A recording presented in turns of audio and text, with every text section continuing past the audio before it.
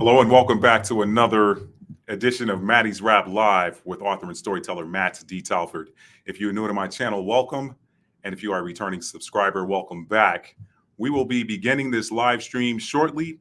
Let me entertain you with some royalty-free reggae music, and I'll be right back.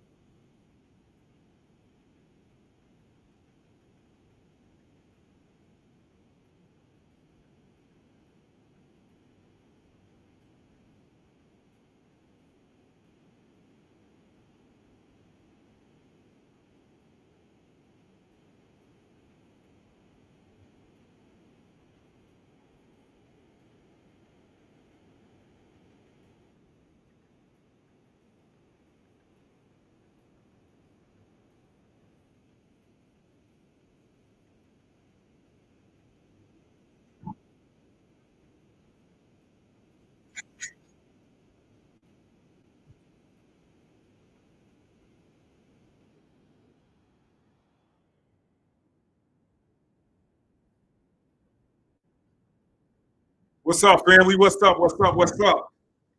What's up, family? What's up? Oh, yeah. That's why I wear these headphones, because you be talking all loud when you don't have them on and whatnot, and then you turn them, you put the headphones on, you're like, why was that screaming? What's happening, family? Who we got in the room here? We got, first of all, let me turn this music off, y'all. What's up, family? Welcome back. Welcome back to another live edition of Maddie's Rap with author and storyteller Matt D. Talford. I'm sip on this green tea, y'all. I got something different for y'all tonight. I got something very different, I'm gonna switch it up a little bit. We talk a lot of current events on here, y'all. We talk a lot of prophecy. I figured I would switch it up, y'all. I've been noticing some things with this North Node entering into the sign of not Aries. It's just leaving Aries. Thank God. It's entering into the sign of Pisces, and you need to know what that's going to mean for you. Okay, all right. So let me get a sip here and get settled in. Hopefully, y'all got a nice whatever y'all like to sip on while y'all watching me. And thank you for watching. Thank you for joining Maddie's Rap with author and storyteller Matt D. Talford. It's a Monday night, y'all. I know some of y'all. I know some of the fellas are watching Monday Night Football. For those of you who are here, you could be anywhere else in the world, and you're hanging out with me, and I appreciate that. I do. So who we got in here tonight, y'all? We got DNA Tia. What's up? What's up? She said, didn't realize I was so early. Be right back. Okay, all right. We got Just Because. Yeah. What's up, Just Because? She said, hey, Matt, happened to be on my tablet. Yeah, thank you for being here. Thank you for being here. Hot Shot, what's happening? What is happening? Let me turn this gain down, y'all. It's hitting different. Let me see. Hopefully, y'all can still hear me. Give me a thumbs up if y'all can still hear me. I had to turn this gain down because it's a little bit louder with the headphones on. You know what? It's not the gain. It's the volume on the headphones. Y'all, listen, y'all excuse me. You got to know your own equipment, right? All right, there we go. That's a little bit more tolerable. Can y'all hear me okay? If y'all can hear me okay, give me a thumbs up. And by the way, I got 10 people in the chat right now. So if you have not done so already, please hit that like button for me because it's going to let more people know that we are in here. What is up, family? What is up? Let me play with this light, y'all. I don't know. Let me play with this light for a minute. Give me a second. Let me turn this light down a little bit because I got enough light coming from these lights. Let me see if it's going to make a difference, y'all. I normally do a light check and a sound check before I'm on here, but for some reason I stepped away and came back and it seems extra bright. So give me a second. I'll be right back, fam.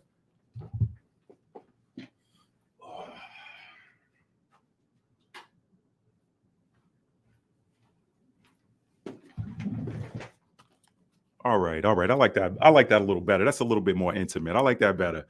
What's up, family? Okay, Hotshot said loud and clear. Just Because said my birthday is next week. Okay, so you are Just Because you at the end of that Libra cycle. Because what do we got? Today's the 14th, so we got about another week and some change before the sign switches to Scorpio. So she said audio is breaking up a little bit, like a loose connector.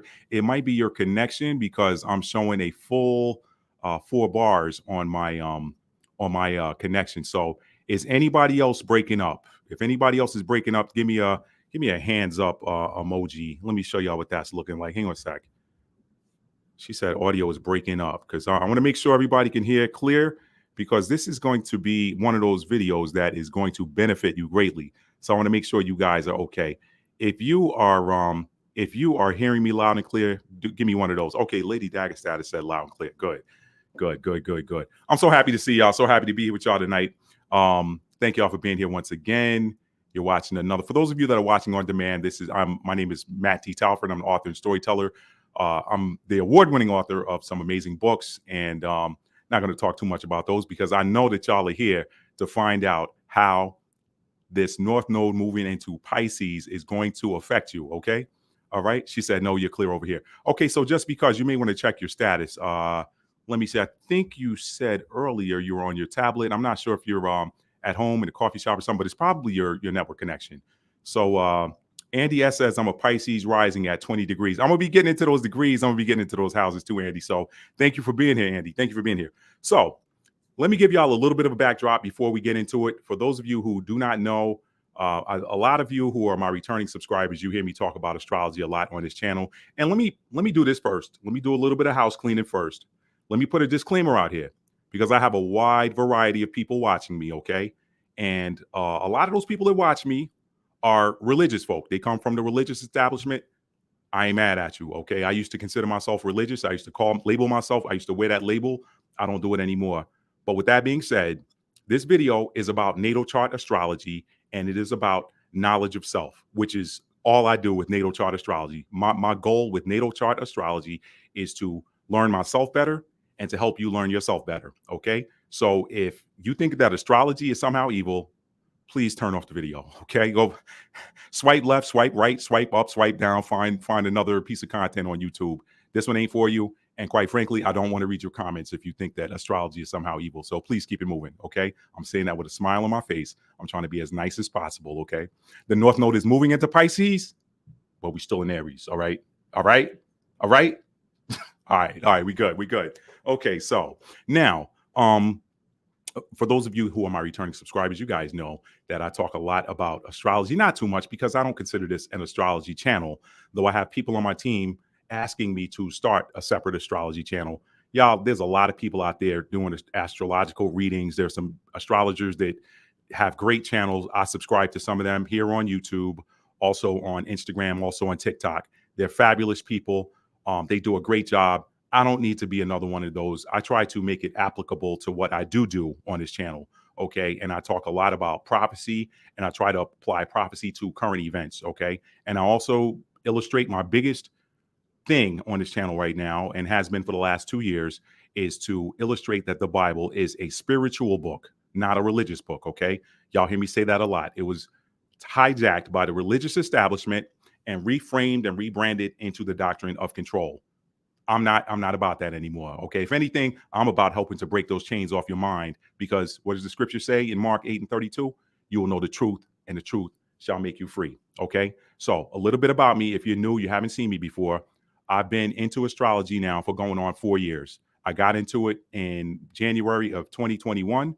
And the thing that fascinated me was how accurate the readings were, how accurate the calculators were, and what came out of them, the output. I was like, wow, that is me.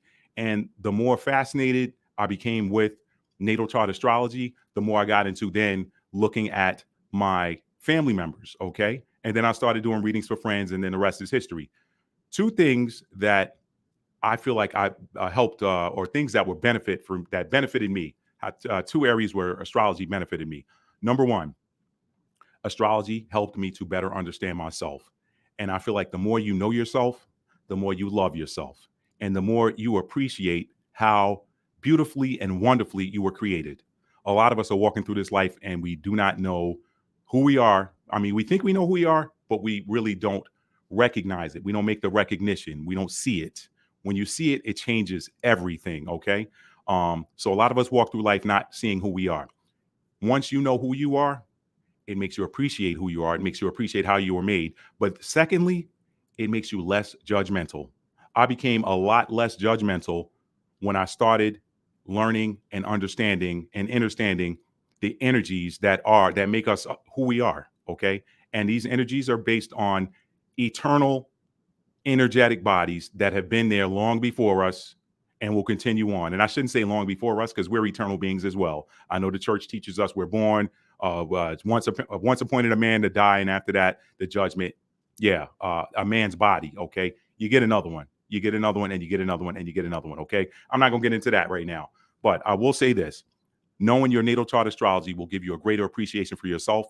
And personally, I'm going to go out on a limb and say it'll give you a greater love for the Creator. It'll give you a greater love for the Most High. It'll give you a greater love for the power. It'll give you a greater love for God. For those of you that still refer to the power, the source, as God, the source, divine, all of that, it applies. Okay. It'll give you a greater love, because you'll say, wow, you made me like this. Secondly, it's going to make you less judgmental, because you're going to realize that people were made the way they were made for whatever the purpose that they need to fulfill in their life is. Okay. So there's that. Now, with that being said, I'm not going to go through this is not going to be an astrology lesson tonight. Okay. This is basically going to be a brief explanation, a brief and layman's terms explanation of what the North Node is, how it affects us. Okay. Some of y'all have heard me doing some prophecy videos. I did prophecy last year talking about what the effect of the planetary North Node was going to be, or what the effect of the North Node in Aries was going to be on the planet. I talked about, and I was very accurate. A lot of you will agree with that. I was definitely accurate with regards to all of the fighting, all the strife, all of the struggles, all the war that we see going on right now. Okay. That has everything to do with the node of destiny being in the sign of Aries. For all of these people that are praying for peace, I said, hey, listen, you can pray for peace. It's going to be on hold at least until the North Node leaves or exits the sign of Aries. A lot of people didn't want to hear that, but you have to remember that the Creator created this mechanism for a reason. Okay. All right. Pardon me. Now, when it comes to you, the North Node is now in Pisces. I want you to know that this North Node is going to affect everybody a little bit differently based on where you have Pisces in your chart. I talked about that last year with Aries. I saw it. Matt, why are you talking about the North Node entering the sign of Pisces so early? It's not January yet. It's going to enter Pisces January the 12th. Why are we talking about this now? Well, because a lot of you are seeing the effects of the North Node entering Pisces already. So it's not there. It's not fully stationed in Pisces, but you guys know that the way astrology moves, it moves like a second, minute, and hour hand on a clock. That hand is always moving. It's always moving. It doesn't go from 1 o'clock to 2 o'clock, or it doesn't go from, depending on what orientation you're looking at, it's either going to be 3 o'clock or 9 o'clock. It doesn't go from 3 o'clock to 9 o'clock to 12 like that. It transitions. It transitions, okay? And once you start getting into that shadow period, you start to feel some of those energies. From my own observations, nobody taught me this, but based upon my own observations, the shadow period seems to be about 90 days out, okay? We're already starting to feel some of those because we're roughly about 90 days away from January the 12th, okay? We're in October, you got November, December, and then January. Now, let me just say what's up to some people before we get started, okay? Because I see my fan jumping in here, Okay, we got Lady Dagger Status, Hot Shot. We got Andy, it's Tora Girl. What's up, Tora Girl? Glad to have you here. Let's see. We got Jojo Mac, my brother, Jojo Mac. What's up? He said, hey, chat, we, the people, trust you, Mr. Tal, for your authenticity, passion, and the love you have for educating is hard to find. Thank you so much. I appreciate that. Allie, my homegirl, Allie Rue. You know I love you, Allie Rue, okay? Glad to have y'all here tonight, okay? So now, the North Node entering Pisces. The North Node is what? The North Node is also called the Node of Destiny. The North Node is a destiny placement. Whatever that North Node is, whatever it is currently, it sets the course for the planet, the entire planet, okay? But we're not dealing with planetary astrology tonight. We're dealing with you. Remember, y'all, I'm big on knowledge of self. The more you know yourself, the more you love yourself, the more you appreciate others. So how is that Node of Destiny affecting you?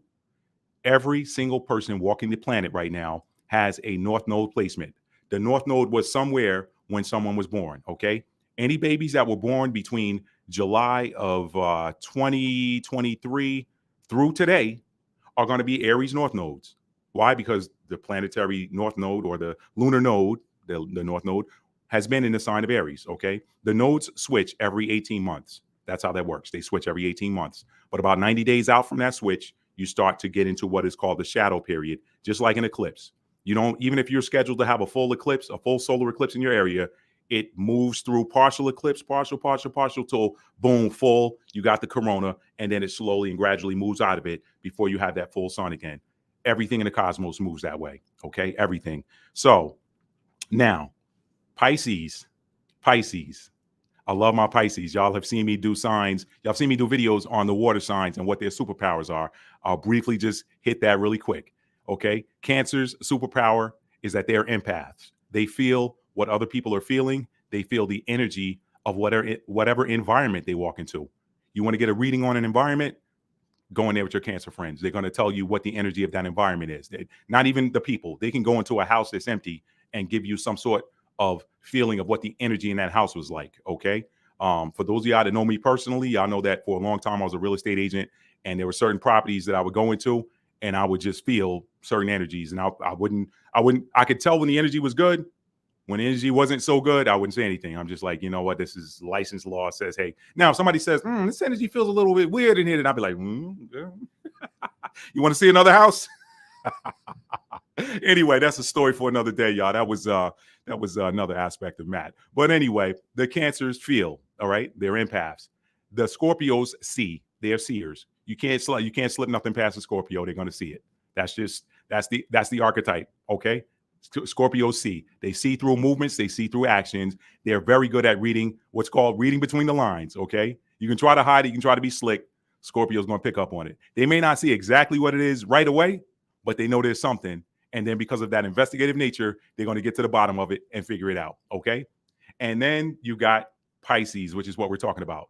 Pisces, They're the psychics of the zodiac. They know.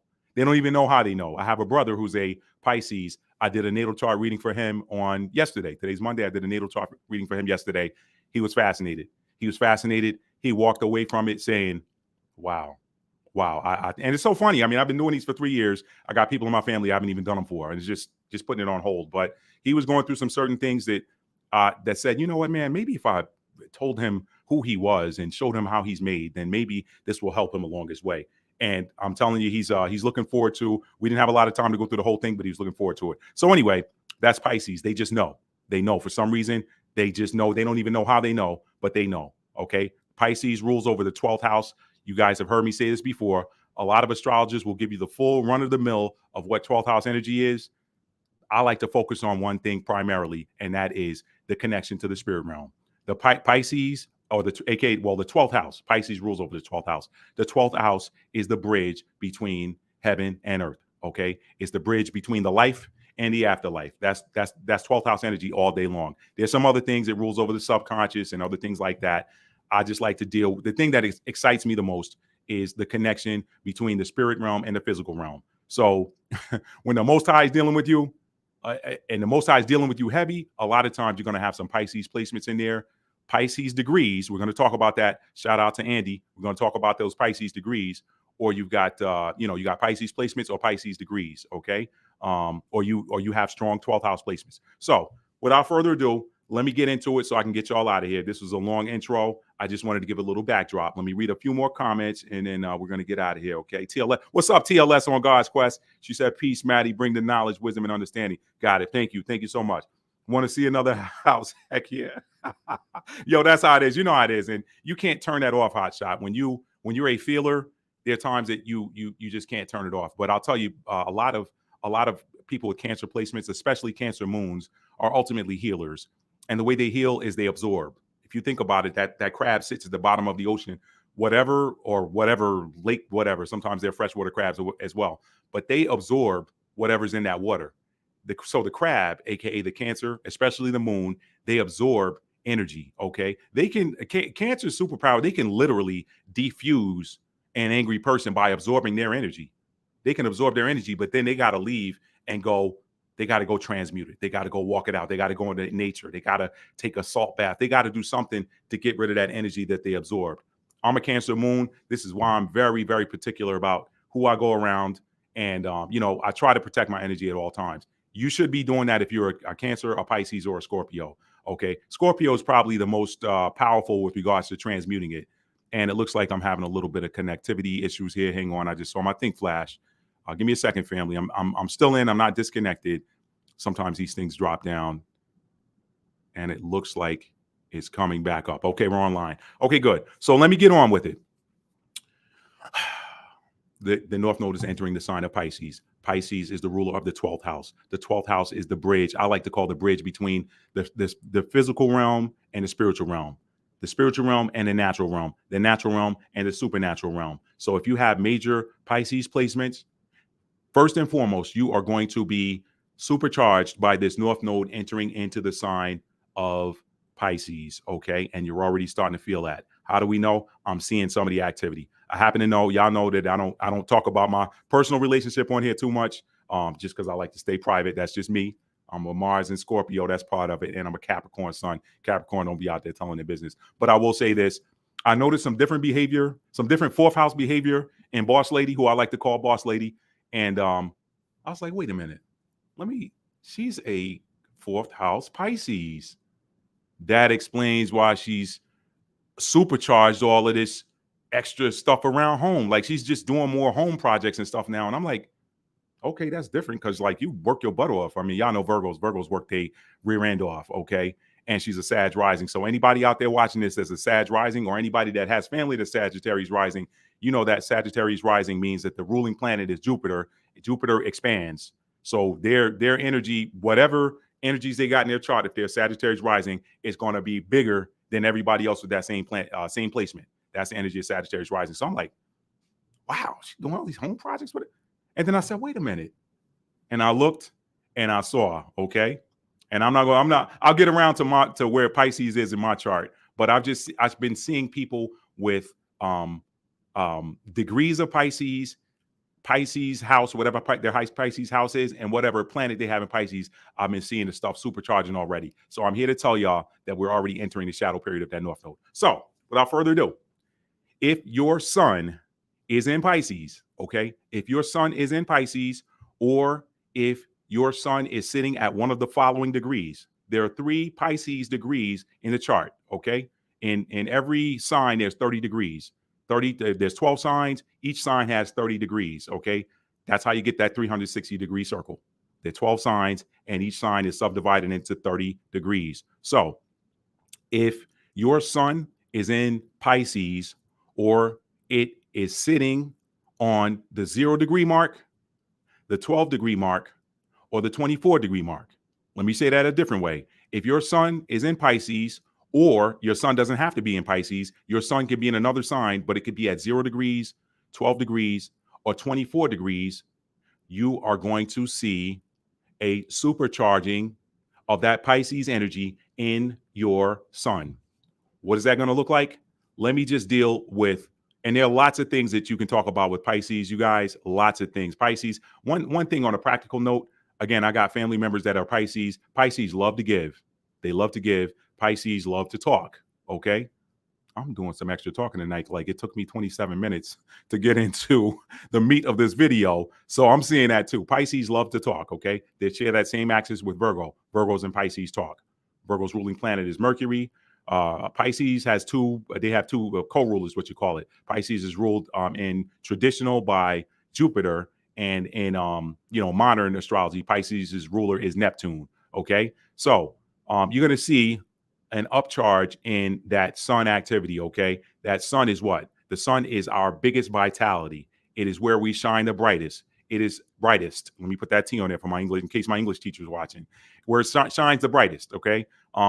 The sun is that core soul essence, okay? It is the ruler of the 3rd chakra, which is the solar plexus, which is responsible for our confidence, okay? Especially our self-confidence and our feelings of, yeah, I can do that, okay? I can and I will do that. That energy comes from your solar plexus. That's why they call it solar sun. So if your sun is in Pisces, or your sun is at 0 degrees, 12 degrees, or 24 degrees, you're going to see an uptick, an upsurge in your core vitality.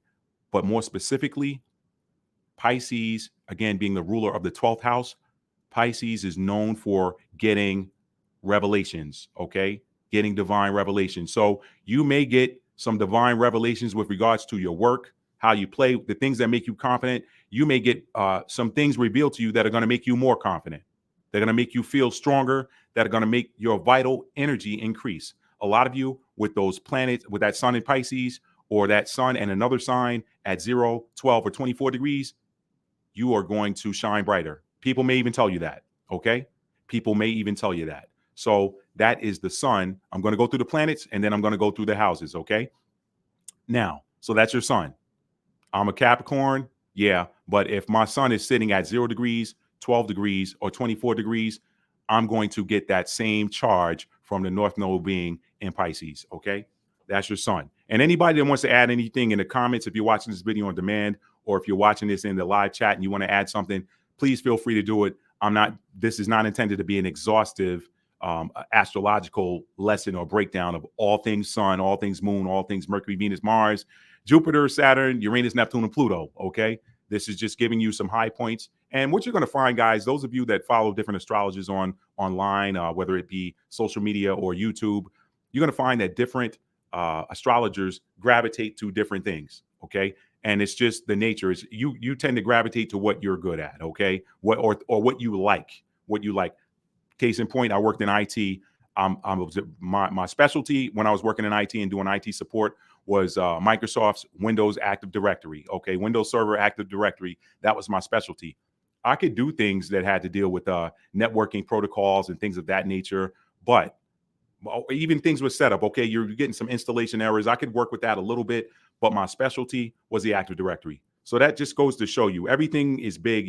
Astrology is too big to be an expert on all of it. You tend to be an expert on the things that you're passionate about, and the things that we're passionate about tend to be connected to past life energy. Okay, go watch that movie Infinite It was on Paramount some years ago, starring Mark Wahlberg. I think it was Mark Wahlberg. Yeah, I think that starred Mark Wahlberg. They give us these signs and clues in Hollywood films and series all the time, y'all. So things that you're really good now, you were probably good at it in another time or in another reality. And we're also parallel. I mean, we're multidimensional beings. So you could be having a parallel existence in another realm somewhere, doing something that you're good at, and you're still picking up that energy because you are who you are wherever you go. Okay. Wherever you are who you are. Okay. Hopefully I didn't lose anybody with that. Now, that was the sun. Okay. Wrap it up again one more time. If your sun is in Pisces or your sun is in another sign sitting at 0 degrees, 12 degrees, or 24 degrees, you're going to see an increase in your vitality. Okay. You may also get revelations and things revealed with regards to who you are in your sun energy. And it's going to serve to improve you. That is what it's for. Okay. The node of destiny means, hey, this is destined to happen for you at this time. So all you're getting is something that was destined to happen for you based on divine timing. Okay. Next, we're going to move to the moon. Okay. The moon. If your moon is in Pisces, you're probably going to see an uptick, or you're going to get some divine revelations about that have the things to deal with your emotions. The moon is the ruler over the emotions. Okay. It's also the ruler of the 4th house. I'll come back to that later. It is also the ruler of the heart chakra. So you're going to start to know more things with regards to your emotions. You're just going to know them. You're going to get more revelations. Knowing is just having things revealed to you that may not be revealed to other people. That's all knowing is. Hey, you know what? I know something, especially with Pisces. Again, Pisces know things. Pisces knows. That's singular Pisces. Plural Pisces is no. Y'all forgive me. I'm a little bit of an English nerd. Okay, it comes with me and a writer. Pisces know. They know that they know things that just other people don't know. I've had my brother tell me things that I was like, you know what? I think you're right. He's like, man, I don't know how I know it. I'm just telling you, this is what it is. Okay, so same thing's going to happen for you with regards to your emotions. You're going to be getting revelations regarding matters of the heart. Okay, you're going to see an uptick of your inner knowing with regard to matters of the heart. Okay, your 4th chakra is going to be activated. If your moon is in Pisces, or your moon is in 0 degrees, 12 degrees, or 24 degrees, you're going to get it powered up, and you're going to start to get more revelations with regards to your emotions. Okay, you may also become more sensitive. You may also become more sensitive to different energies around you. Okay, the heart is ruled by the moon, and the moon rules over the sign of Cancer as well. So, but this isn't, the node's not moving into Cancer. I'm just there to tell you that if your moon is in Cancer, but it's at 0 degrees, 12 degrees, or 24 degrees, your knowing, your empathy, your ability, your sensitivity to energy is going to increase. I'm telling you that a lot of y'all are probably seeing it already. Okay, that's the moon. If your Mercury rules over what? Communication. It also rules over thought. It also rules over how we learn. Okay, that's also 3rd house energy. We'll be getting with that later. If your Mercury is in the sign of Pisces, your speech, your communication may become more emotional. You may also get more revelations with regards to conversations, or you may get precognition, if you will, regarding a conversation. You may have a conversation with someone or about something, and you may already know how that conversation is going to go before you have it. That's Pisces energy. They know. Okay. So if your Mercury is in Pisces, you're going to begin to get more revelations with regards to communication. It may also supercharge your learning. Okay. Mercury also rules over learning. It rules over knowledge. So if you're taking a class or a course on something and you're a Mercury in Pisces, you're probably going to do a lot better. Not saying that you're a bad student. You could be a great student, but you're going to be that much better with the North Node entering into Pisces if your Mercury is in the sign of Pisces, or if your Mercury is in another sign, but sitting at the 0 degrees cusp, the 12 degrees cusp, or the 24 degrees cusp. Okay. All right. So that is your Mercury. There was something else I wanted to say about that Mercury. You may also become more introspective. Okay. Because Mercury also rules over thought. So you may find that you're becoming more introspective. You may find yourself meditating more. That's kind of 12th house energy too, but that's also some Mercurian energy or as well. So you may find yourself meditating more. And with Mercury being the fastest planet, you may speed up. Things may speed up for you with regards to the way you think, the way you may think about things faster. You may receive information faster. You may communicate where you might have been a little bit more hesitant to communicate before. You may communicate a little bit more quickly now because you're at that planet. The planet of communication is being charged by the North Node entering into the sign of Pisces. Okay. So next, Venus. Venus. If your Venus is in the sign of Pisces or another sign, but sitting at 0 degrees, 12 degrees, or 24 degrees, it's going to give you more divine revelations with regards to your relationships and your partnerships. Okay. So you may start to see things and know things, not even seeing, you're just going to know them. It may, and this is a little bit of 12th house energy too, but because Pisces is the ruler of the 12th house, you're going to see Piscean things occur in all of these planetary energies. Okay. I'll come back to that, Jamilu, too. I'll come back to that. You're going to see more things come. And folks, pardon me, I have to take breaks to look at comments because those of you who've known me for a while, y'all know I'm a Mercury in Sagittarius. And Sagittarius can jump from one thing to the next. That's the energy of Sagittarius. So with my Mercury being in Sagittarius, if I allow myself to get distracted, I'll lose my thought. And then I'll have to ride that horse back around to try to find it. Okay. And I don't want to have to do that. So I'm not being rude if I don't answer your comments right away. For those of you that are new, I take breaks and then I look at comments. So we got a break coming up once we get through to Pluto. So I'm just going to keep pushing through. But keep your comments coming because I promise you I'm going to go back and read them. So now, again, your Venus. Venus rules over what? Venus rules over, it is the ruler of partnerships. Okay. It's the ruler of actually the planet Venus rules over 2 houses. I'll get to that later. One of them has to deal with earth energy. One has to deal with air energy. But I want you to know overall, Venus, when people think Venus, they think love, they think relationships, they think marriage, they think partnerships. Okay. Venus also rules over business partnerships. Okay. So it doesn't necessarily rule over family partnerships. That kind of goes with the 4th house, and the moon in the 4th house. I'll deal with that later. I already talked about the moon, and with the moon being in Pisces, you may be a little bit more perceptive and be more, you get more revelations with regards to family, including family roots. It could be some family lineage. Hang on one second. Let me plug my laptop in.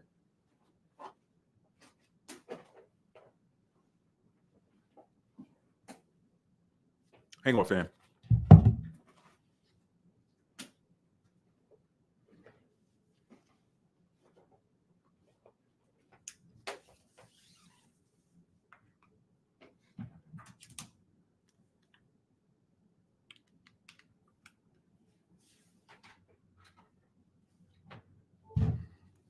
All right, didn't want to run out of gas there. So again, Venus rules over relationships, partnerships, marriage, things of that nature, business partnerships. So, pardon me, if your Venus is in Pisces or your Venus is sitting on 0 degrees, 12 degrees, or 24 degrees, you could find that you're becoming more emotional with regards to a partner. It could be a love interest. It could be a business partner.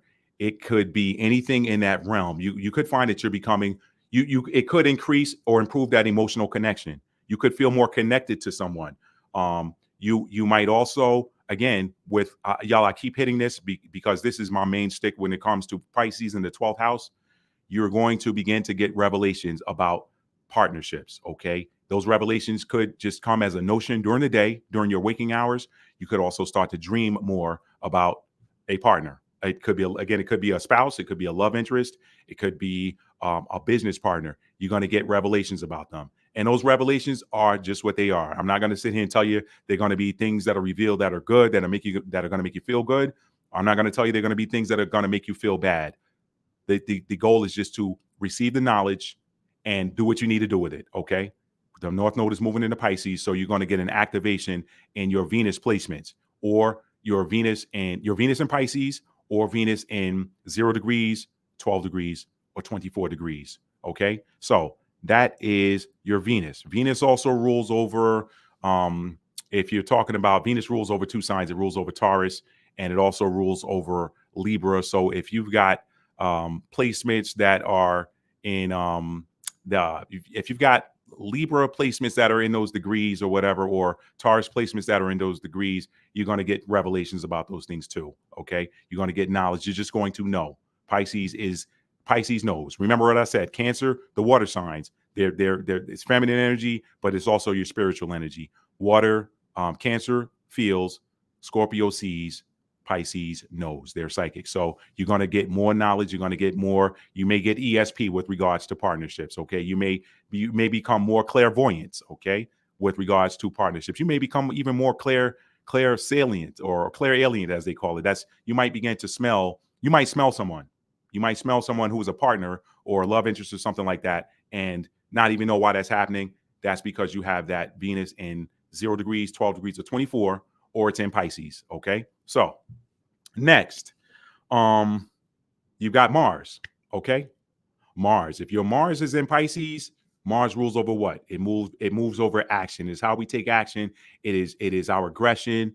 It's also your bedroom activity. Okay. If Venus is the love, the heart space part, Mars rules over that other part. Okay. Mars naturally rules over Aries and Scorpio. So you got that side of it too. But Mars, when we think Mars, we think the planet of aggression. Okay. The planet of conflict, the planet of war even. So also the planet of how we move, how we do what we do. Not to be confused with the sun, because your sun is your overall how you move energy, but it is certainly colored by your Mars placement. So if your Mars is sitting at 0 degrees, 12 degrees, 24 degrees, or your Mars is in Pisces, you're going to get revelations with regards to, it could be, I'm trying to keep it clean so the algorithm doesn't hit me. Could be actual, but it could also be, you could be getting divine revelations about an opponent. Okay. An opponent. When you're talking about aggression and opposition and things of that, that's typically somebody who doesn't mean you any good. So if you got an enemy and you got a Mars in Pisces, you're going to know it. You're going to know it. You're going to get revelations about them. If you got your Mars sitting at 0 degrees, 12 degrees, or 24 degrees, you're going to get divine revelations about who that enemy is or who those enemies are. Okay. That's a little darker shade of it. Okay. But again, it's going to power up it's going to make you a little bit more, it's just going to give you that energy of knowing.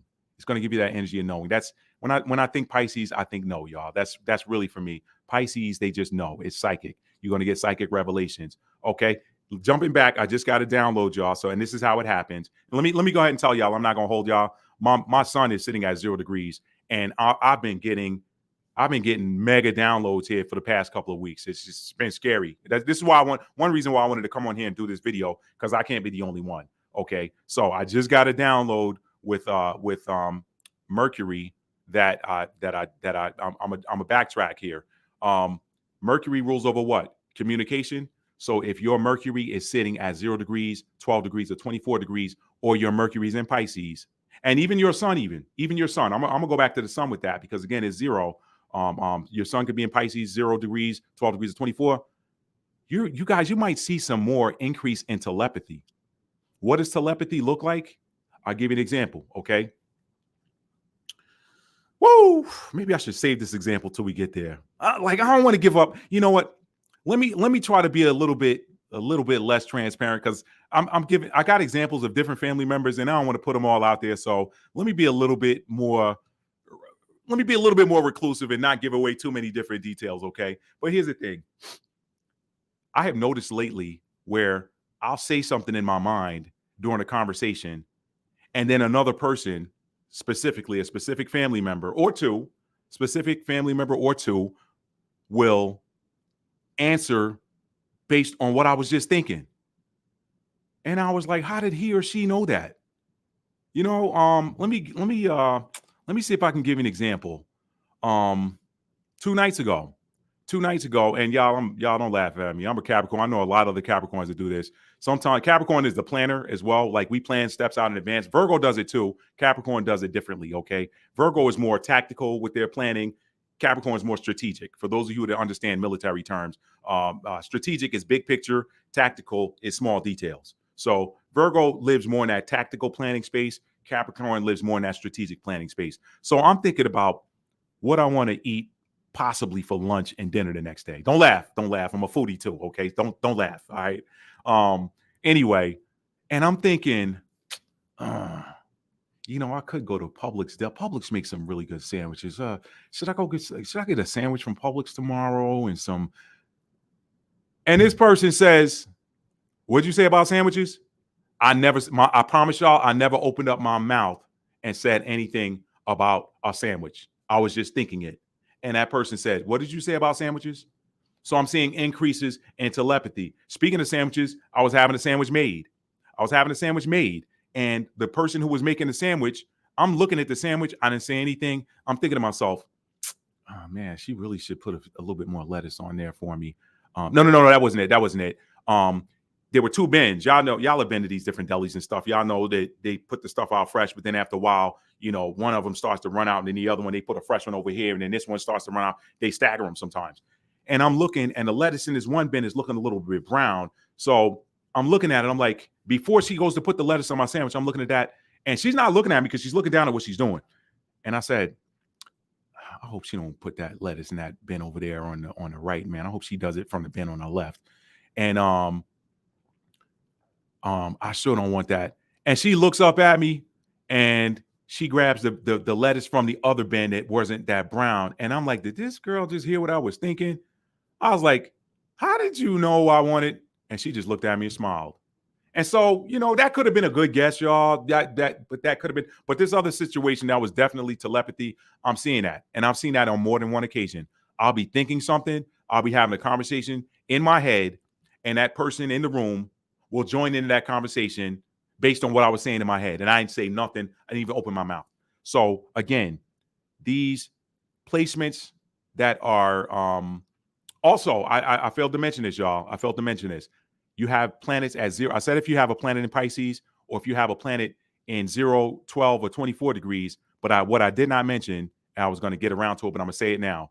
If you have a planet in the 12th house, it's the same thing because Pisces rules over the 12th house. So you're going to see these 12th house activations as well. If your sun is in the 12th house, you're going to get the same things I was talking about with it being in Pisces, 0 degrees, 12, and 24 degrees. Same thing with the moon. Your moon's in the 12th house. Your Mercury's in the 12th house. Your Venus is in the 12th house. Your Mars is in the 12th house. You're going to see an increase in the activity of that planet, okay? And a lot of it is going to be based in intuition. And y'all, I'm telling you, get excited because this is one of the coolest energies ever. Okay? You want to keep your vibrations high. Because remember, and I know I'm taking a pause here. I'm going to continue on down the planetary scale, not scale, but line, if you will. But keep your vibrations high because then you're going to get the higher expression of Piscean and 12th house energy, okay? If your vibrations are low, Pisces is ruled by Neptune. Neptune is known as the planet of dreams, but it's also known as the planet of illusions. So if you're operating in that lower frequency of Pisces energy, you could be in for, I don't know any other way to say it, a hell of a ride. So keep your vibrations high. You don't want to be dealing with any illusions, okay? Illusions come in when your vibrations are low. When your vibrations are high, you get the cool stuff. When your vibrations are low, you get the whack stuff. Nobody on here want no whack stuff. I don't want no whack stuff. Don't bring it to me. I'm keeping my vibes high, and it's a cool period already. And it has not even reached its peak, y'all. It has not even reached its peak. So get excited. If you have planets that are in Pisces at 0 degrees, at 12 degrees, or 24 degrees, or if those planets are in the 12th house, get excited. Now, let me continue on. I just did Mars. If I left something out, put it in the comments. I'll come back to it. I'll answer the question later. Jupiter. Jupiter, the planet of abundance. Jupiter is what I like to call the rich daddy, okay? Jupiter is the rich daddy. What does the scripture say? The scripture says that gifts come without repentance. What does that mean? A lot of people, I've heard a lot of misinterpretations of that. Quite simply speaking, gifts come without repentance means that the creator, the most high, the power gave you gifts and they're not sorry for giving you the gifts. It's like, listen, I'm not going to repent for giving you this gift. This is yours. Do with it what you will. I hope you do something high vibrational with it because all karma does is pay what you're owed. If you're doing something high vibrational, you're going to get high vibrational back. If you're doing something low vibrational, you're going to get low vibrational back. But either way, these gifts are yours. Do what you will with them. Okay? That's what gifts come without repentance means. And that is the energy of Jupiter. Okay. So if your Jupiter is in the sign of Pisces, then guess what? Jupiter is also the planet of expansion, right? It is ruled, it rules over Sagittarius, which is the sign of freedom. So you're also, if your Jupiter is in if your Jupiter is in the sign of Pisces, you may feel a lot more free than you have. You may feel a lot more free than you have in recent months. Okay, it's that big energy. So, but guess what that also means? That means your gift. You have a gift of intuition, because Pisces, or not Pisces, sorry, Jupiter represents not only our highest abundance potential. I've done videos on this. Y'all can go check my astrology playlist on my channel. Okay, it not only represents our highest abundance capability or our highest abundance potential, but Jupiter also represents our gifts. Okay, for example, I'm a Jupiter in Capricorn, so that means I have a gift for problem solving. I have a gift for problem solving. My Jupiter's in Capricorn in the third house. What does that mean? That means I'm also a gifted student.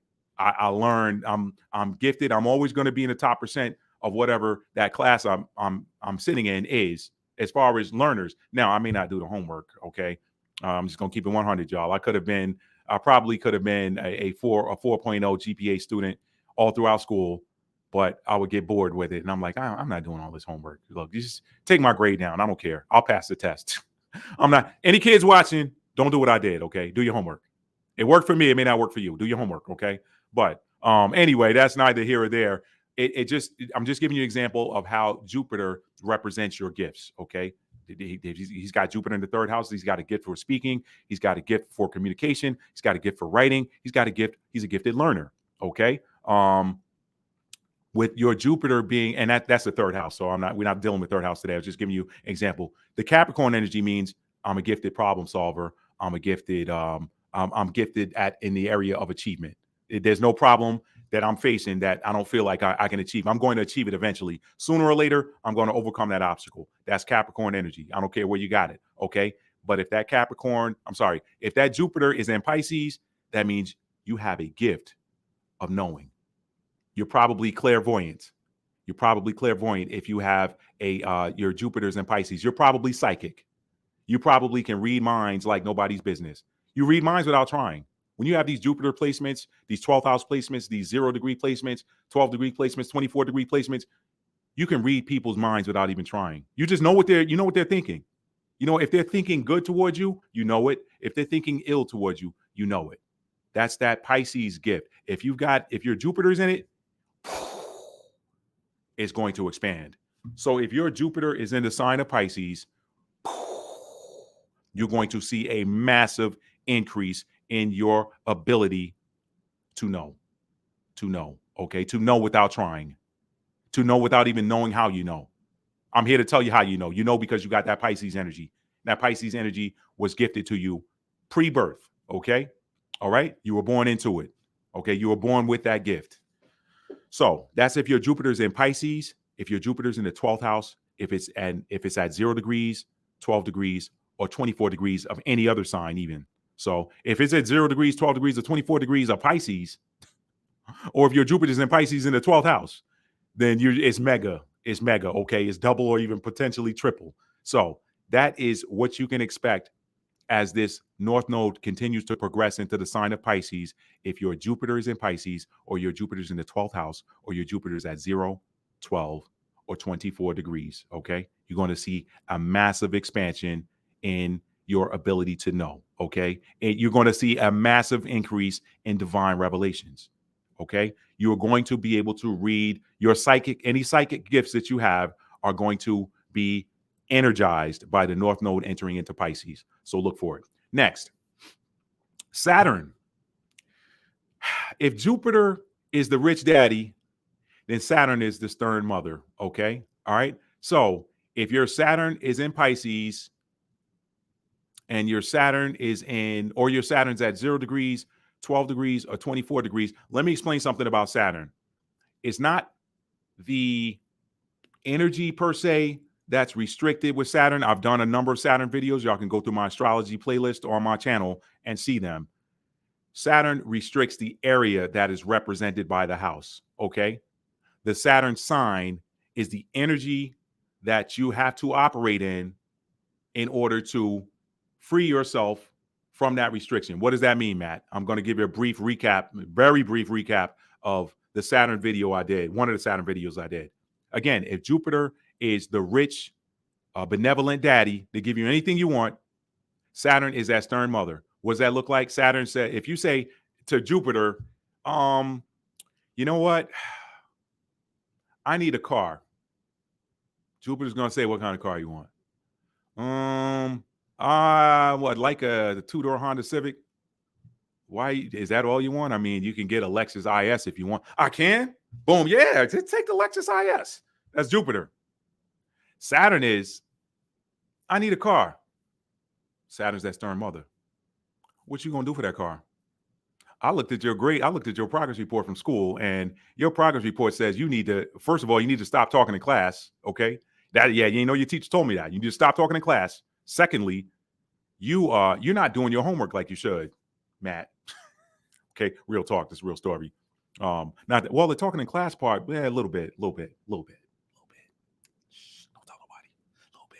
Anyway, it's all that third house energy. Yeah, I was talking in class. Shh. I wasn't talking during the test though. All right, wasn't talking during the test. But anyway, you need to stop talking to class. You need to do your homework, okay, and clean up your room. I need to see 1 year of you cleaning up your room. Okay, I need to listen. I don't want no back talk. I don't want any back talk when I tell you to do something. And then I might think about giving you that car. Okay, well, can I at least get? This is different nowadays, y'all. When I was back in my day, if we got $5 or $10 from our parents, that was good because you can go to McDonald's and buy a darn meal deal for like $3.99. You ain't doing that now. So I don't know what y'all giving the kids now. I don't have any children, so I'm guessing your child comes and says, "Mom, can I have $20? We're going to." The kids are going, "Did you clean your room like I asked you to? Did you wash the dishes? Did you take out the trash? If it's Junior, did you cut the grass?" You got all this stuff you got to do before Mama says, "Okay, now you can have this." That's the energy of Saturn. So when you're looking at your Saturn sign, you have to operate in the energy of that sign in order to unlock the house that Saturn has locked. So your Saturn might be in the first, second, third, fourth, through the 12th house. Okay. I happen to know somebody whose Saturn's in the 12th house. Now, let me just say this. Whatever house restrictions you have Saturn in, you could have other placements that help to ease those restrictions. You could have a North Node sitting in the same house that you have your Saturn sitting in. That could help to ease the restrictions of Saturn. Okay. So I just wanted to throw that out there. I've seen it where people who have a different placement, like a North Node or a Sun or something to help out that placement, I've seen them that Saturn restriction eased. But if you don't have that house that Saturn is sitting in, represented by another benevolent planet, then it could be a problem. It could be severely harsh. Those restrictions could be harder to overcome. So that being said, if your Saturn's in Pisces, and with this North Node entering into Aries, you're going to have a lot more intuitive capabilities. You're going to get more revelations about you that's going to help free you from the restrictions of whatever that house is. Okay, so your Saturn is in Pisces, or if it's sitting in, if your Saturn is sitting in 0 degrees, 12 degrees, or 24 degrees, you're going to get some help from the North Node. Okay, the North Node is going to help you out. If your Saturn's in the 12th house, and I got a family member I need to have a long conversation with because I ain't gonna put his business out there, all right? But he needs some work. He needs some work. And any of my other siblings watching this, they already know who I'm talking about. Don't leave nothing in the comments, all right?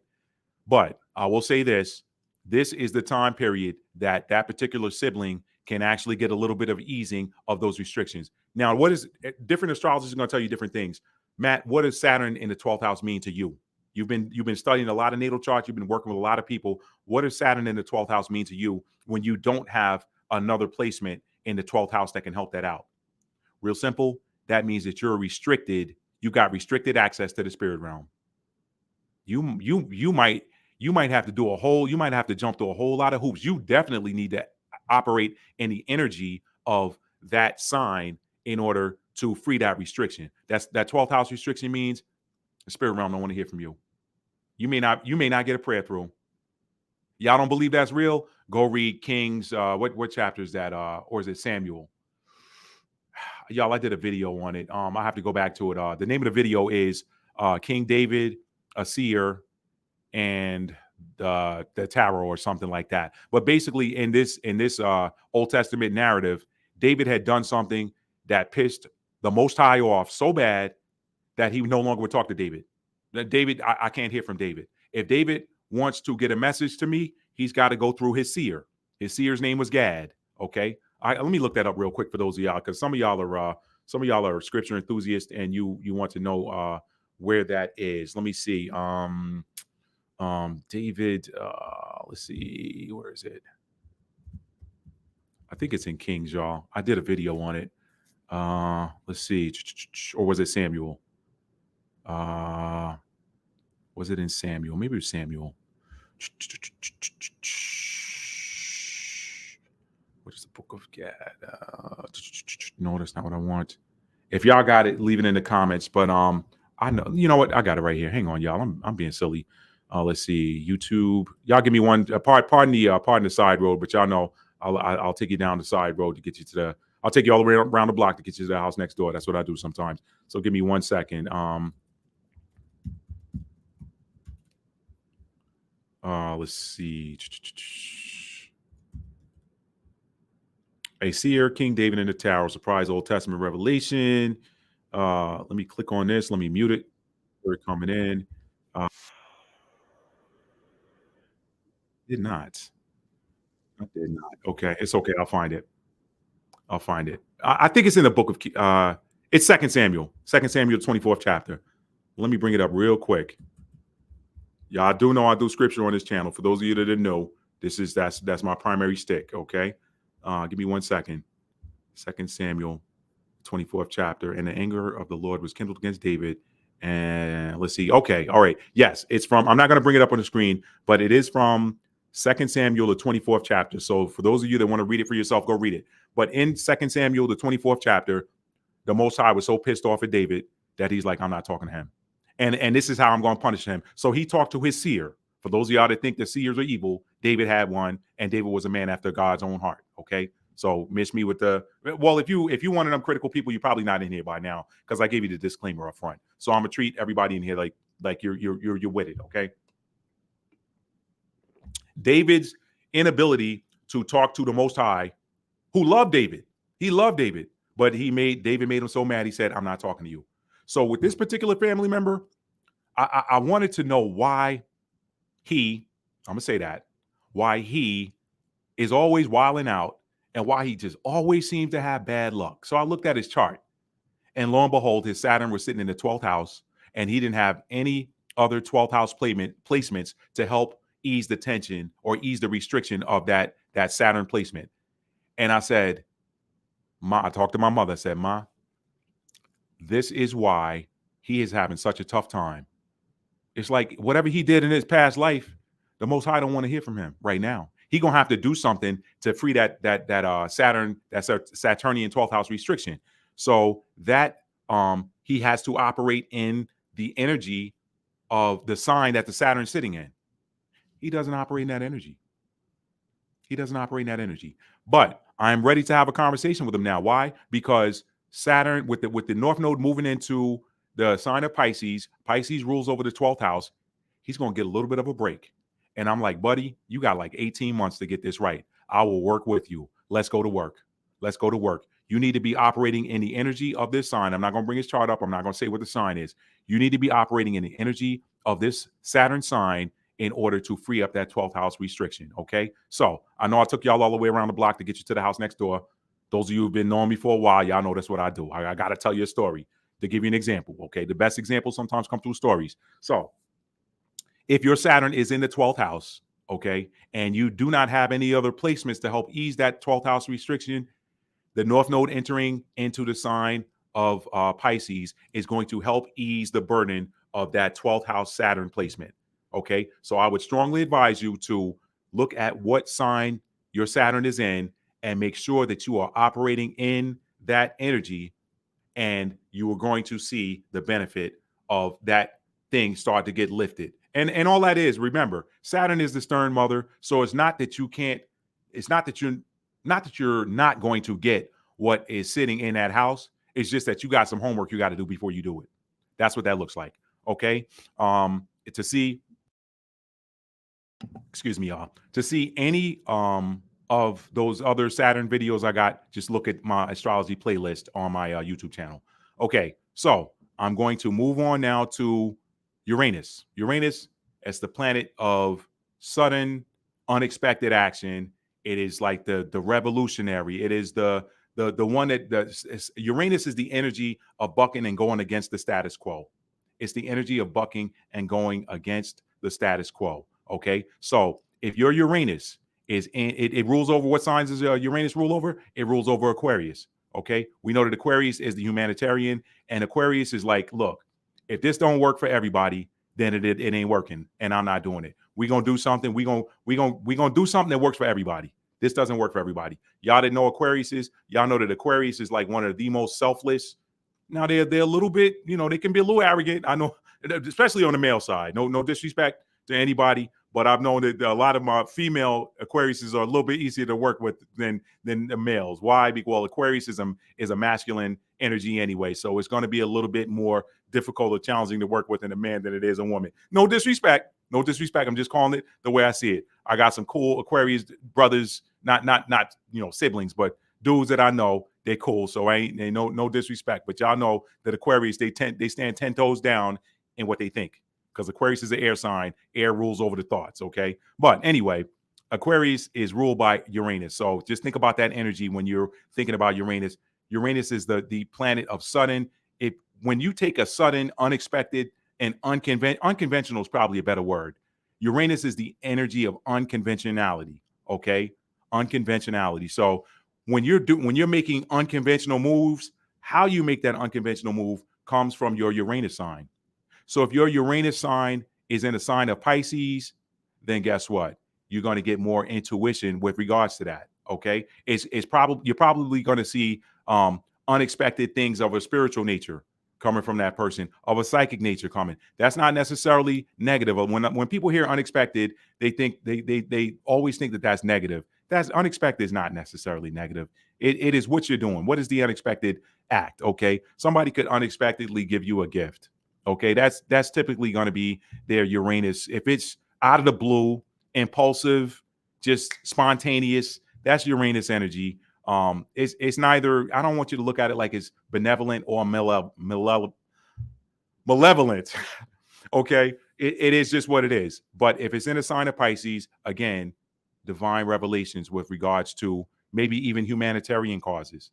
You're gonna see things. You're gonna start to know things that, and also with Pluto moving into Aquarius, you might see a little bit more of that energy as well. And we're definitely leaving the age of Pisces and entering into the cosmic age of Aquarius. So that's more of that Uranus type of energy. So with that Uranus being in Pisces, you're going to see a little bit more of a spiritual connection to your being unconventional. You may be unconventional in spiritual ways. Okay. The same applies if your Uranus is sitting at 0 degrees, 12 degrees, or 24 degrees, or if your Uranus is in the 12th house. Okay. Or if your Uranus is in the 12th house. So that's Uranus. Okay. I'm not gonna look just because, but I did. I'm laughing at that. Okay. I'm laughing at that. Why'd you put little and big print? Man, I love y'all. I do. Okay, let's move on to Neptune. Neptune is the natural ruler of Pisces, y'all. And I said it earlier. Neptune is the planet of dreams.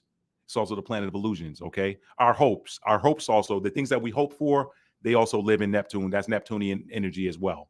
Okay. When you think about Neptune, that's also murky water. So things aren't necessarily clear when it comes to the Neptune. Okay. But when you got a Pisces, a high vibrational Pisces, it's nothing for them because they're the knowers. It's psychic information. So Pisces lives in that Neptunian energy, okay? Because Neptune is the ruler over Pisces. So if your Neptune is in the sign of Pisces, you're right at home.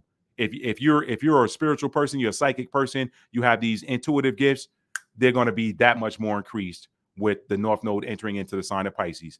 Same as if your Neptune is in the 12th house, or if your Neptune is at 0 degrees, 12 degrees, or 24 degrees, okay? You are going to know like nobody's business. You're going to be able to see through the minutia as long as you're remaining high vibrational. Now, remember, The North Node is the node of destiny and is moving into Pisces. So if you're in that low vibrational, that low frequency range of Pisces energy, you might find that you're getting tricked a whole lot. You might find that you're getting tricked a whole lot, and you might find that you're getting deceived a whole lot. So make sure that, and I don't care if your Neptune is in Pisces or not. I don't care if your Neptune is in 0 degrees, 12 degrees, or 24 degrees or not. I don't care if your Neptune is in the 12th house or not. Make sure in this season coming that you are remaining in that higher frequency range, okay? Because the higher your frequency, the more you're going to get that high frequency output. High frequency input produces high frequency output. Low frequency input produces low frequency output.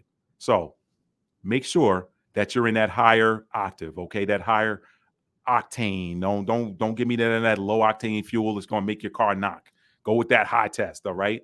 Stay in that high vibrational energy of Neptune. If your Neptune, especially if your Neptune is in the sign of Pisces or at 0 degrees, 12 degrees, or 24 degrees, or in the 12th house, okay? All right?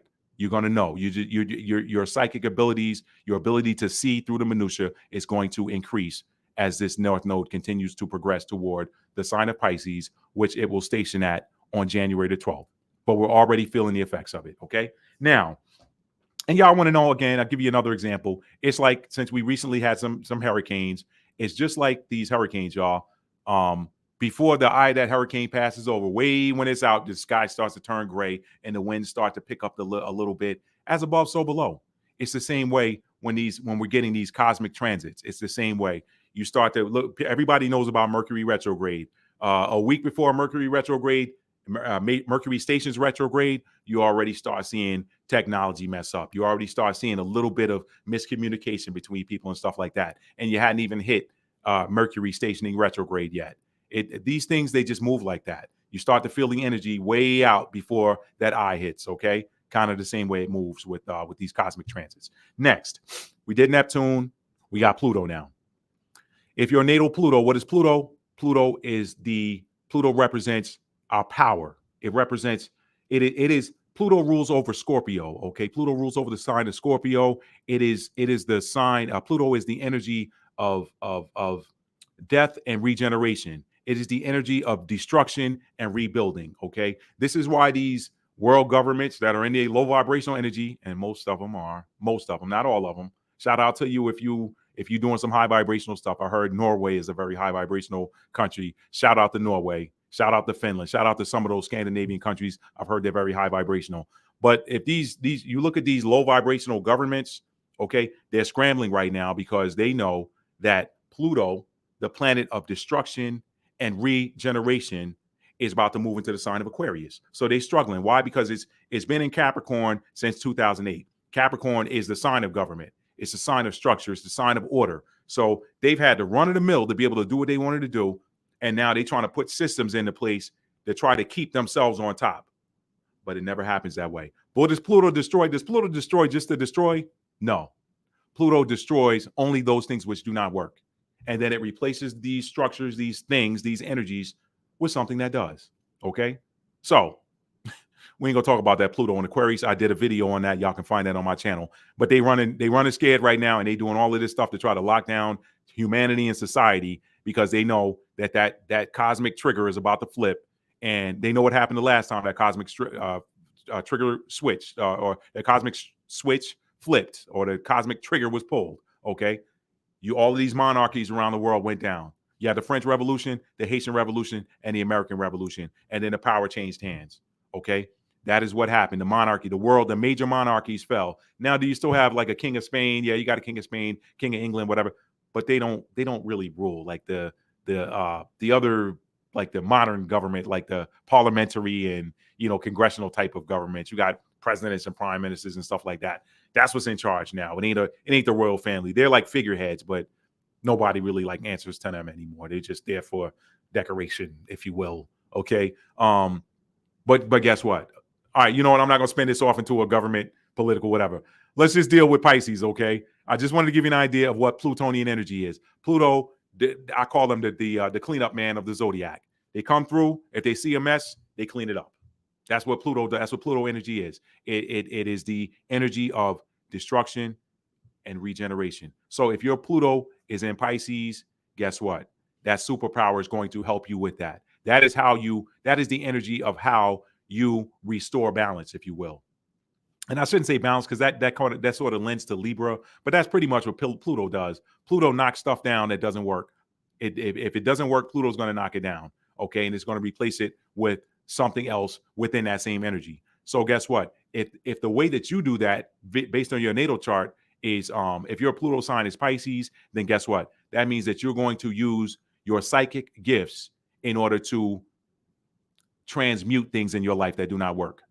So with that North Node hitting the sign of Pisces, if your Pluto is sitting in Pisces or your Pluto is in the 12th house, Pluto in the 12th house is kind of special. I'll talk about that in a second.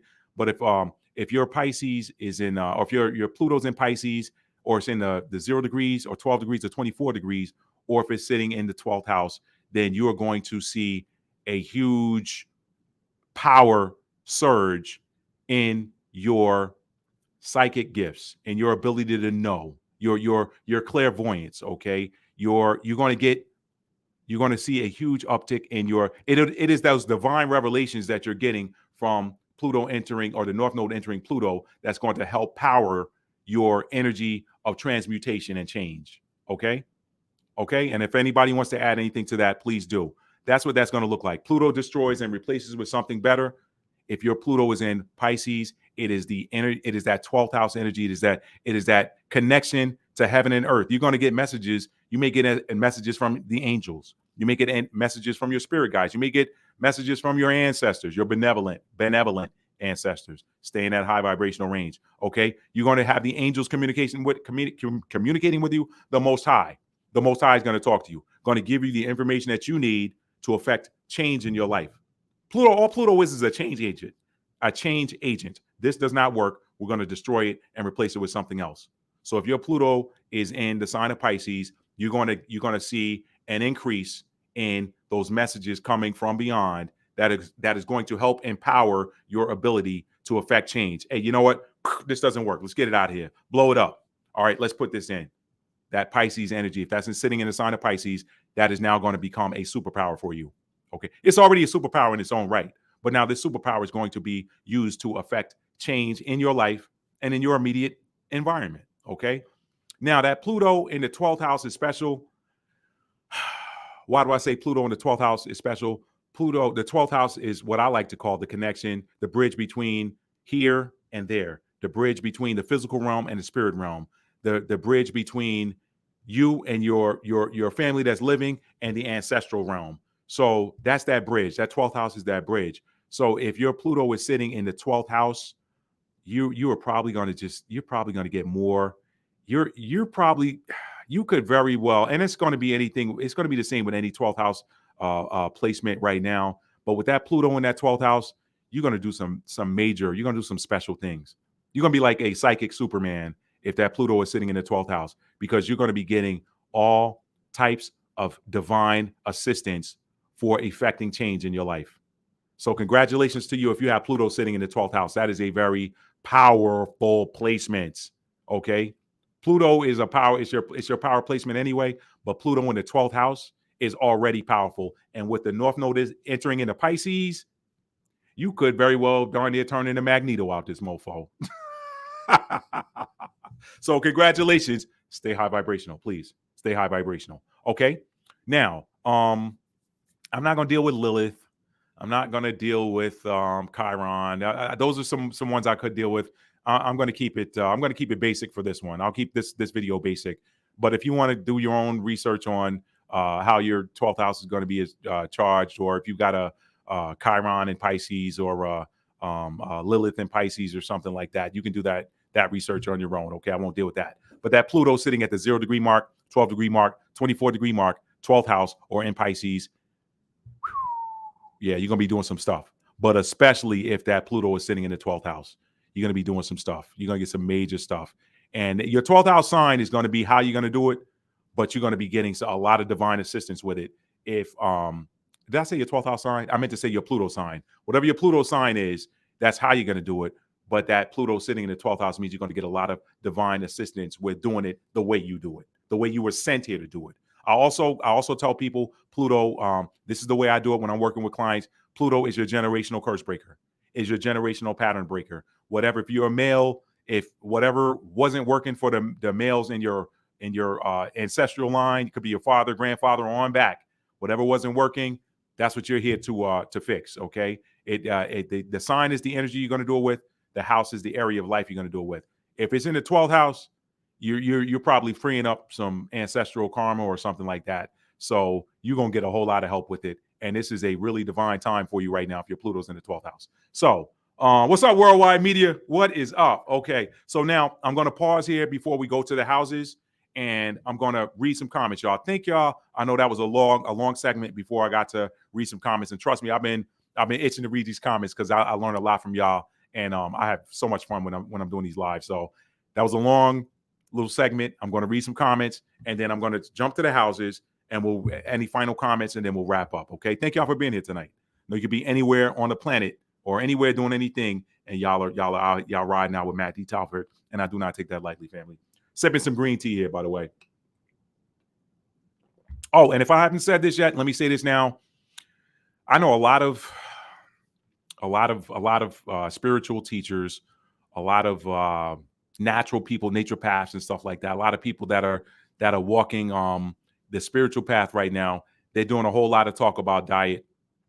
Y'all don't hear me tell you what to eat and what not to eat. I don't do that, okay? Because everybody walks a different path. I will say this: whatever you can do to make sure your channels are clear, do that. And diet does have a big effect. So maybe this time, just play with it. Watch yourself, okay? If you're eating a lot of heavy foods and you're still getting those messages and you enjoy eating those heavy foods, do what you do, okay? But if you feel like you got channels that are blocked, you got to clear those blockages. And one of the first and best ways to do that is to make sure you're getting plenty of sleep. Pardon me, as much as you can. Make sure you're drinking plenty of fluids to stay hydrated, okay? And making sure that you're eliminating, making sure that you're processing and moving food through. If food's sitting on you, if it's heavy and it's affecting your ability to dream, it's affecting you when you're trying to meditate, you feel like it's affecting your ability to receive messages. Matt's not here to tell you what to do. I'm just telling you to listen to that inner voice, because honestly, y'all, a lot of this stuff happens on autopilot. I've seen it happen on autopilot. I hear people tell you to do what's working for them, and that's a noble thing. But when it comes to diet, that's personal for people. Some people don't want to. Okay, man, you said don't eat meat. Well, you know what, man? My boy is grilling out tomorrow, man, and I'm not averse to meat right now, so I'm not gonna. Be true to yourself. Be true to yourself. I was telling somebody this the other day. The worst person you can ever lie to is yourself. So be true. Yeah, I don't think you should lie anyway, but I'm just saying, if you're gonna lie, the worst person you can lie to is yourself. So be true to yourself. Because if you really want to eat that piece of meat, but you're not doing it because somebody else said don't do it, and there's nothing in your inner voice telling you not to eat it, and you really want it, then you're lying to yourself. And then all it's going to make you do is either resent yourself or resent who was telling you not to do it, when it's your choice. So do what works for you. That's all I'm gonna say. I know some people talk about alcohol too. I will say that's a very real thing. There's some videos out there talking about the reason why alcohol is called spirits.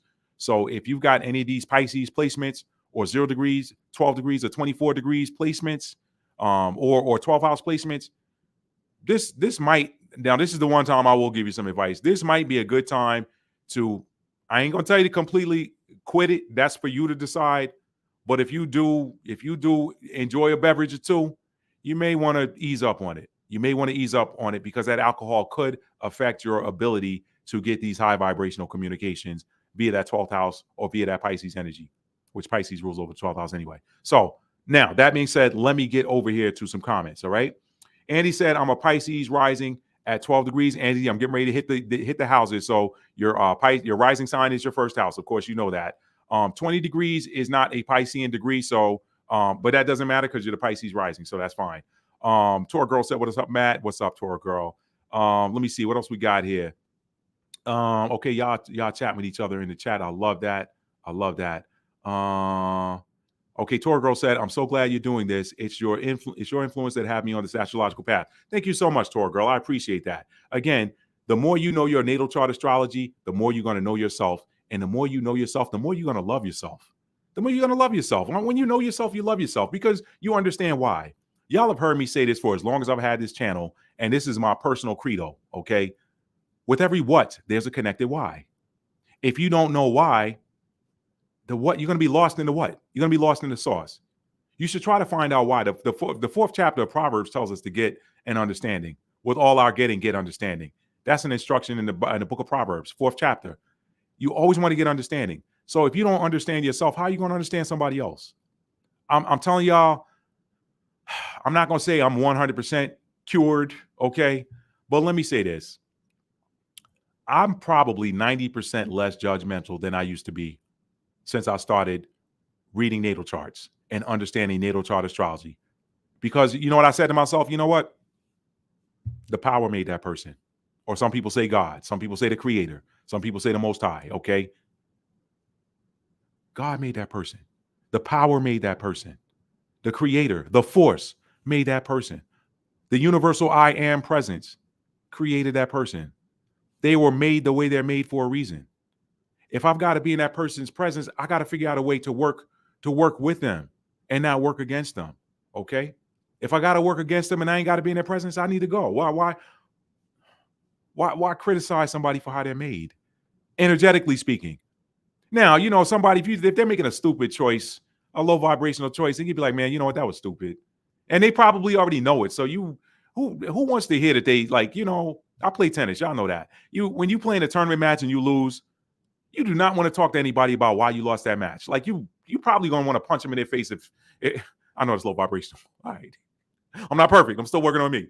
But I'm just saying, you probably going to want to karate chop them if you're coming off that tennis court that you just took an L. You know why you lost. Man, you made a lot of unforced errors. No, Sherlock. That's why I lost the match, okay? I need to go work on that. Either don't say nothing to me and say, yo, Matt, tough day, man. I seen you play better. Hey, you'll get him next time. I can appreciate that. Don't be telling me, yo, man, you made too many backhand errors today or whatever. Man, you hit the ball long, man. I hit the ball long probably because I know I needed to string my racket to a higher tension and I kept it at a lower tension. And it's too hot today. So I need my strings 2-3 pounds tighter. You know, so it's the same way. Like when people are making, you know, anyway, y'all, I don't know. I feel like I'm getting a little preachy. That's one of the low vibrational aspects. That's one of the areas of improvement for Mercury and Sagittarius. So let me pull back. Let me pull up. Anyway, so that's that. The more you know yourself, the more you appreciate yourself, and the more you understand natal chart astrology, the more you can appreciate the differences in somebody else because you know this is why that person was created. They were created differently from me, okay? Either we working together or we figuring out how to work together or we don't need to work together. It's that simple. And you can move on and keep it high vibrational, all right? Let's keep it moving. Let's see. Peace, Maddie. Bring the nod. Appreciate that. Okay, I saw that one. South Node is in Pisces along with my sun and Mercury. Okay, your South Node is in Pisces.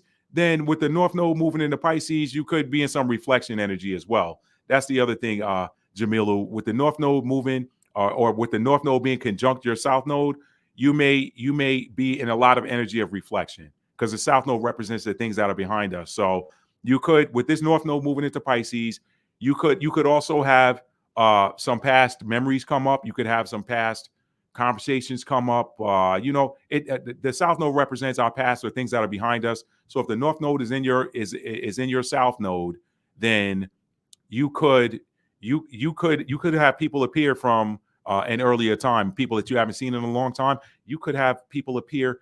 Listen, I read this. This is real talk, y'all. It's crazy. I've seen it happen. I read on an astrology, I read a lot of relationship astrology stuff because I have people that come to me for relationship advice sometimes. When that North Node is in your South Node, you could have the appearance of a divine partner from another lifetime. That someone that you were connected to in another lifetime could reappear in your life when that North Node is in your South Node. I have seen that happen, y'all. So that's one thing that you might see happen. Jamilu, I don't know. But I've seen it happen. When the North Node is in your South Node, you could see somebody appear that you either have not seen in years or you haven't seen since a previous lifetime. Real talk, okay? Next, more and more books said, my sun is in Pisces. I think I suppress my intuition, but I definitely pick up on subtleties in people. I used to ignore it, but not anymore. You know what? More and more books, you're not going to be able to now. it's going to supercharge. I was just having that conversation with my brother yesterday. He's a sun in Pisces, and his sun is sitting at 0 degrees. So he's he just knows stuff. Like, he's told me stuff about people. I'm like, yo, bro, how you know that? He never knew how he knew, but with that North Node super, your sun is gonna get supercharged. Okay, but you're also going to get a supercharge in your confidence, because the sun rules over your third chakra, which is your solar plexus, which is the center of your confidence and your power. So you're going to get a power up. You're going to get a power up. Okay. But definitely don't suppress your intuition. Now ain't the time to do it. With everything that's going on in the world, I promise you, now is not the time to suppress your intuition. And the funny thing is, the more you do that, the more you're going to see. Trust yourself. I was just having this conversation with my brother yesterday. He's a North Node in Sagittarius, and one of his instructions was to stop second guessing himself, or stop trying to use logic to explain what he's receiving intuitively. And I was sitting there, I'm thinking to myself, God, why does that sound like that's talking to me too? Lo and behold, even though my tropical North Node is in Capricorn, my Vedic North Node is in Sagittarius. So I was just like, that's why I felt like that was talking to me too. Remember, y'all, there's two sides to every coin. You have a Vedic chart, Vedic/Western chart, and you have a tropical chart. I let me tell y'all something. I won't use the word despise, because that's a little heavy, but I have a lot of disdain for a lot of these Sidereal/Vedic astrologers, because you hear them a lot say, well, Vedic astrology is more accurate than Western astrology. That is simply absolutely not true. It is just a different aspect of the same information. It's a different aspect. They're looking at a different aspect of it. Now, if they say you can go deeper, and there are more placements, and there are more Vedic placements available than Western, I will say that's true. But not everybody cares to know what's in a nakshatra. Not everybody cares to know what's in a lunar mansion. Not everybody cares to know. Is that information there if you need it? Yes. But some people resonate more with their Western chart. Some people resonate more with their Eastern chart. Okay. So I just wanted to throw that out there, because there's a lot of Vedic people that know, okay, Licious Booty 07 says, this Vedic astrology? No, I'll put that in the description. I said that this is based on Western/tropical. It's still going to apply though. If your Vedic placements are in Pisces, 0 degrees, 12 degrees, 24 degrees, or 12th house, it's still going to apply to you. It's just that, remember, the Vedic system is different from the tropical system. They look at two different aspects of it. But I did a short video. I was in the car talking about it. The Vedic system is I like to look at it like the tropical system is more of the practical, physical, egocentric type of, and I don't mean egocentric in a negative way. I just mean like the physical. Okay, the tropical system deals more with the physical day to day. The Vedic system deals with a little bit more of the ethereal/soul energy/spiritual energy. So that is, if you're more into that, if you like to vibe more on that side, then the Vedic system is definitely for you. I tend to resonate more with the practical nature, and to be honest with you, from what I've seen, more people want to know about that practical / day-to-day tangible. You know, the Western tropical system deals a little bit more with the tangibles, I feel like, and the Eastern/Vedic system deals a little bit more with the intangibles. When you find it, okay, well, man, you know, my tropical chart says I'm this sign, but I don't feel like that. I feel a little bit more like this sign. Then look at the planetary degree, or look at your Vedic sign. You know, I'm a Western sun sign. I'm a Western Capricorn, but I'm a Vedic Sagittarius. I resonate with both of those. When I read the description of both of those signs, and both of those, a lot of these websites, a lot of these natal chart calculators will give you a very detailed description of what that energy is. Those are just two different sides of me. They're the same. It's almost like you got a right brain, you got a left brain. If I had to use feminine, masculine, I would say the Vedic is probably more the feminine energy. The tropical is more the masculine. Not that you don't have masculine and feminine in both.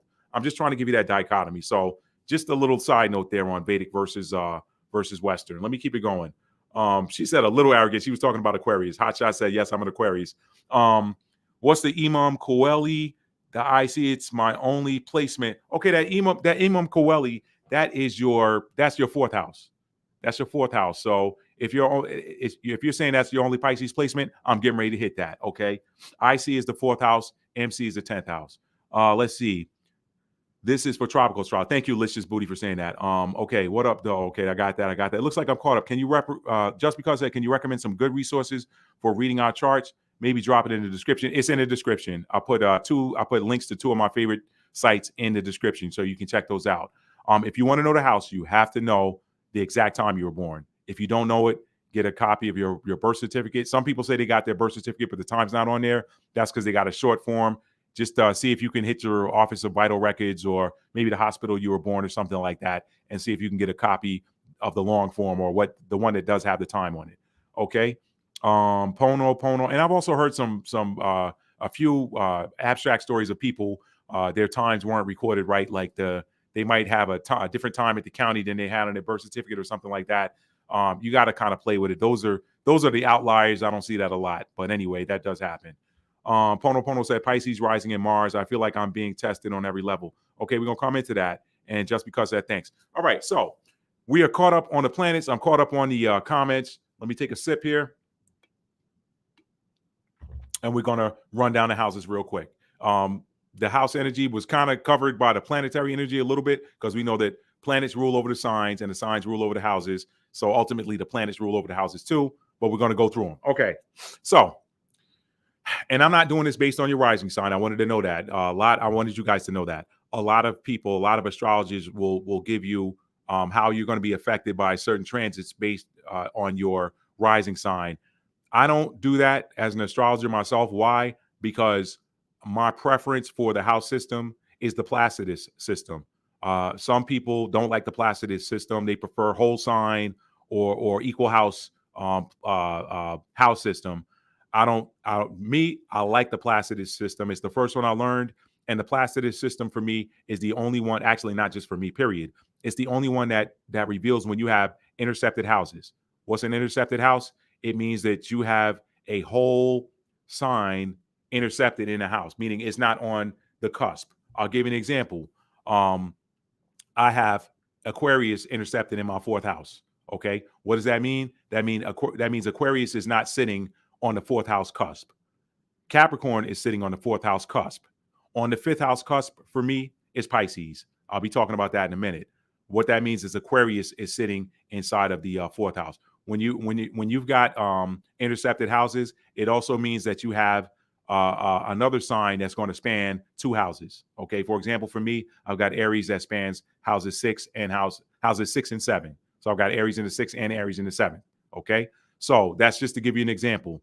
Now, that's why I prefer the Placidus system. So anyway, I don't even know why I got onto that. That's that whole Mercury and Sagittarius energy. Let me get it moving, okay? So, I know I said that. I said that to say why I do not do it based on your rising sign. Because when I watch those videos, sometimes I have to, depending on which house they're referring to, sometimes I have to look at Libra rising, and sometimes I have to look at Scorpio rising. So that's just how that works. But I'm a Libra rising on both the Western and the Eastern system. So it doesn't matter. I'm Libra rising on both of those. But anyway, enough about me.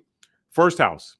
If you have Pisces in your first house, or Pisces is your ascendant, or Pisces is your rising sign, you can expect to get a lot more psychic information, a lot more revelations, a lot more spiritual revelations, a lot more communication that regards to you. Okay. You're going to get a lot more energy. You're going to see an uptick in that first house energy. First house is the house of self. The first house rules over you, how you appear to the world and how you look at yourself. That's your first house energy. So you're going to get some divine revelations and insight into who you are as a person. Your first house statement is also called I am. Okay. It's your I am statement.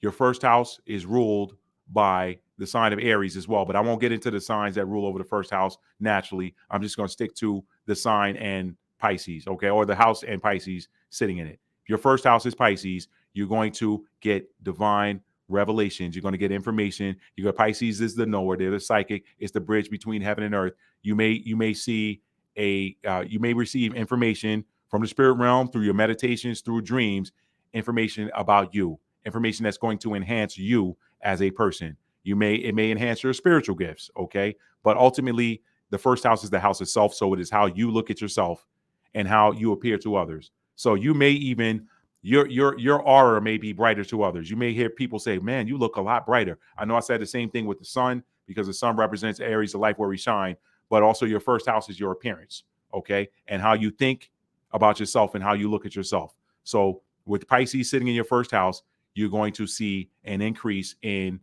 the way that you perceive yourself, the way that you perceive your thoughts, the way you look at yourself, the way that you think about yourself, but also the way that people perceive you. So keep your energy in the high vibrational range, because if it's in the low vibrational range, you may get a skewed or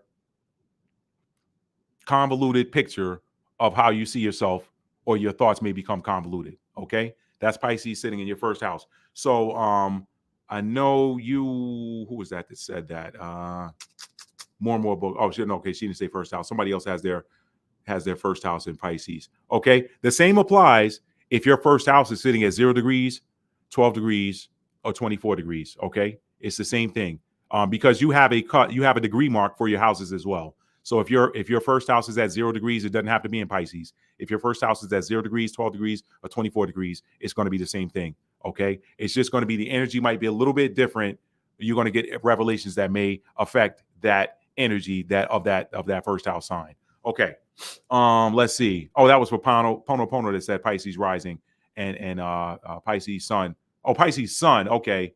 Oh, you got Pisces sun, rising, and Mars. Okay. So I dealt with the sun. That's what you can expect, Pono, with the rising sign. I already talked about the sun and Mars. So you can, if you've missed it, if you just chiming in, you can go back and watch the video on the replay. Okay. Let's see. Here are a few peeps with natal north node in Pisces: Jay-Z, Rihanna, Gwen Stefani, Adele, Chris Brown, P. Diddy, Jennifer Lopez, J-Lo, Queen Latifah, and many more. But it's interesting, though. You know what, Susanna? I thank you for sharing that. I didn't talk about I talked about Pluto. I don't think I talked about the North Node. If I did, I don't remember.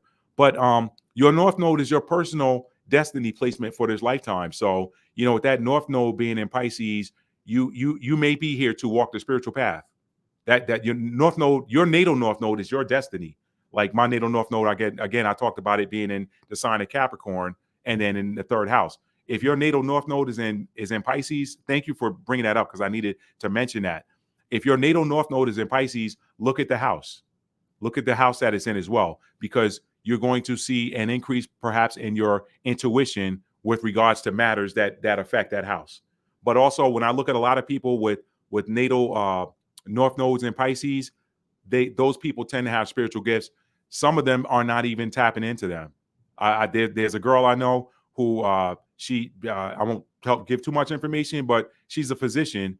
And when I looked at it, she asked me to do a natal chart reading for her once. When I looked at her North Node, when I saw that, I expected to see that North Node in something like Virgo or Cancer, with her being a physician. But with that North Node in Pisces, I was like, that's interesting. So the first question I asked her was, I said, have you always wanted to be a doctor? And she said, no, actually, I didn't want to be a doctor. She said, I did that because one of my parents, I'm trying to water it down so I don't give away any information. She said, one of my parents wanted me to be a doctor, and I did that to make them happy. I said, oh. So I said, you probably would rather be doing something else then, huh? She said, yeah. And I won't get into the details of the conversation, but the things that she said she'd rather be doing, they were all Piscean things.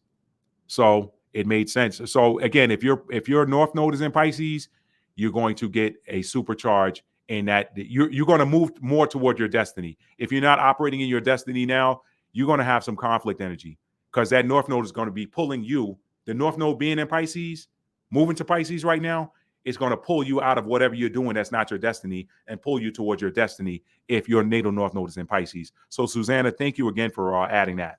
Okay, Licious Booty said, Licious Booty 07. That's an interesting name. Okay. Anyway, Tropical Cap, Cancer Moon, Aquarius. Wow, we got two of the same three placements there. Wow. I'm a Cap, Sun, Cancer Moon as well, but my rising sign is Libra. So that's very interesting. Thank you for adding that. Okay, so moving on. Second house. If your second house is in the sign of Pisces, guess what? You're going to get some divine revelations. When I say divine, again, Pisces is the rule of the 12th house. The 12th house is the bridge between the realm of the divine and the physical realm. So look for information, look for awareness, look for revelations that are going to increase your finances. They're going to increase your sense of personal security. It's going to You're going to see an increase in things that you value. You're probably going to value those psychic gifts more.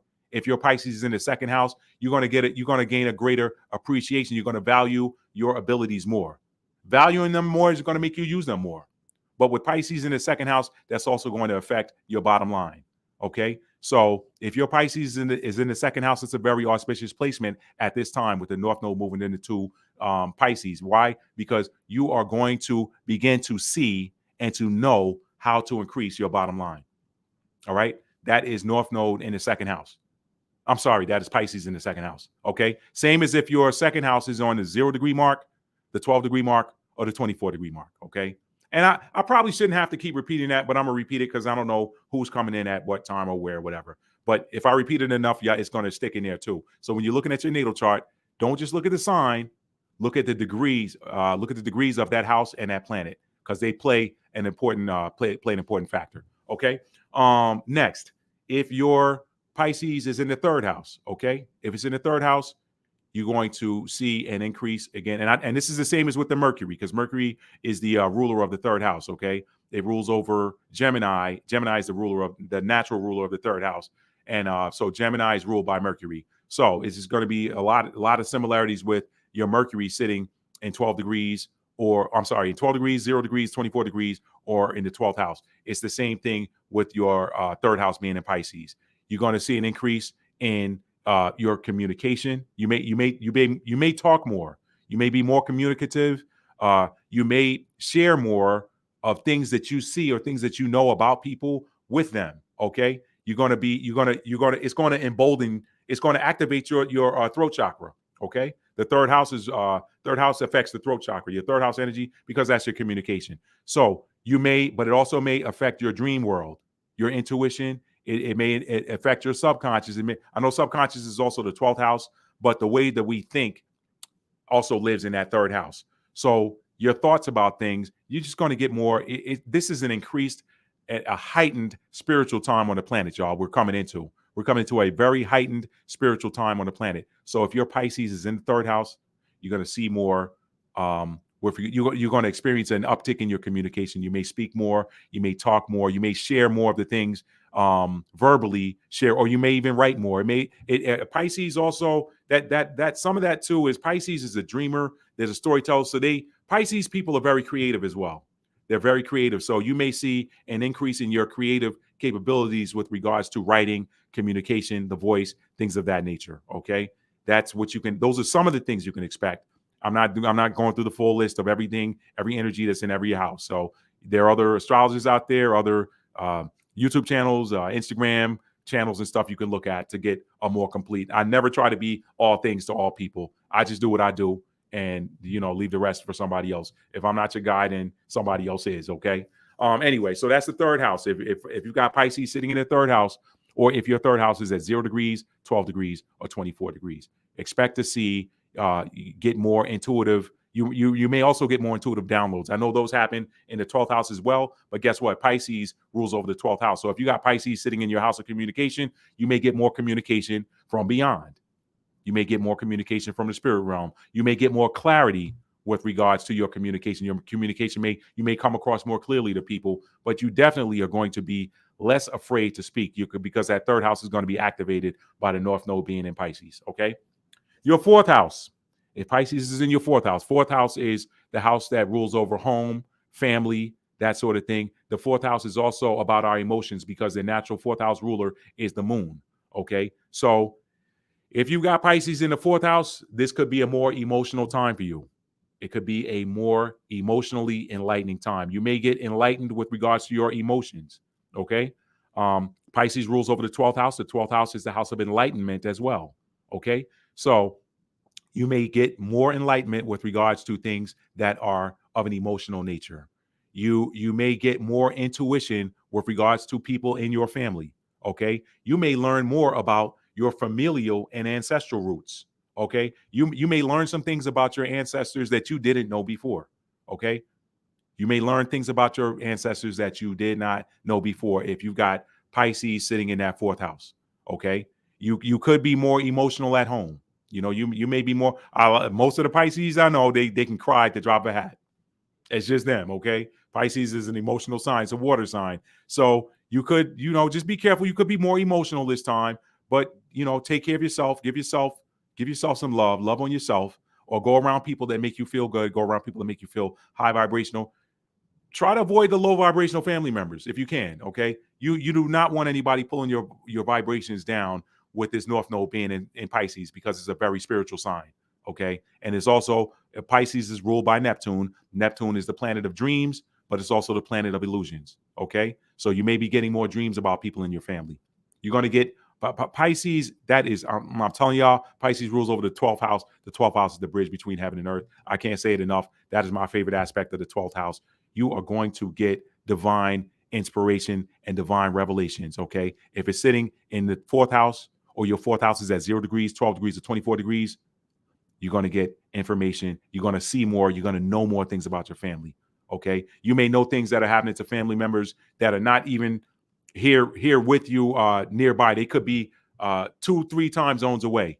You may know what's going on with them at a certain time. You may be given a vision of something that's going on with that person. You may pick up the phone and say, "Hey, I don't know. I don't know what it could be. It could be something that could bless them. It could be something that could save their life. You never know." Okay. But the 4th house has to deal with family. So if you got Pisces in the 4th house, those are some things you can expect.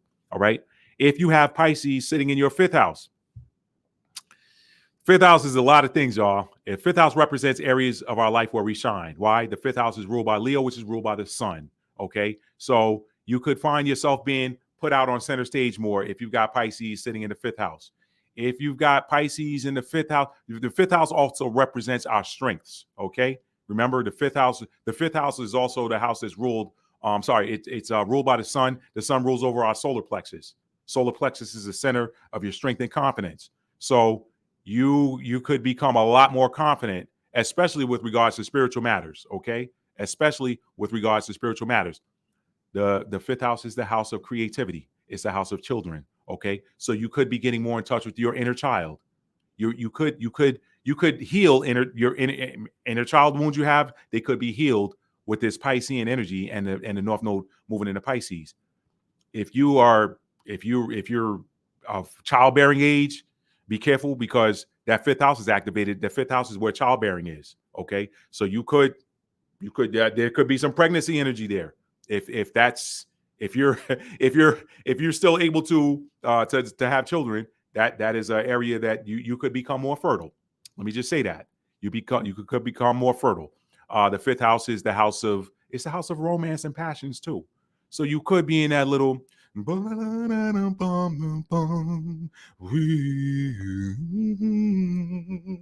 that rapture.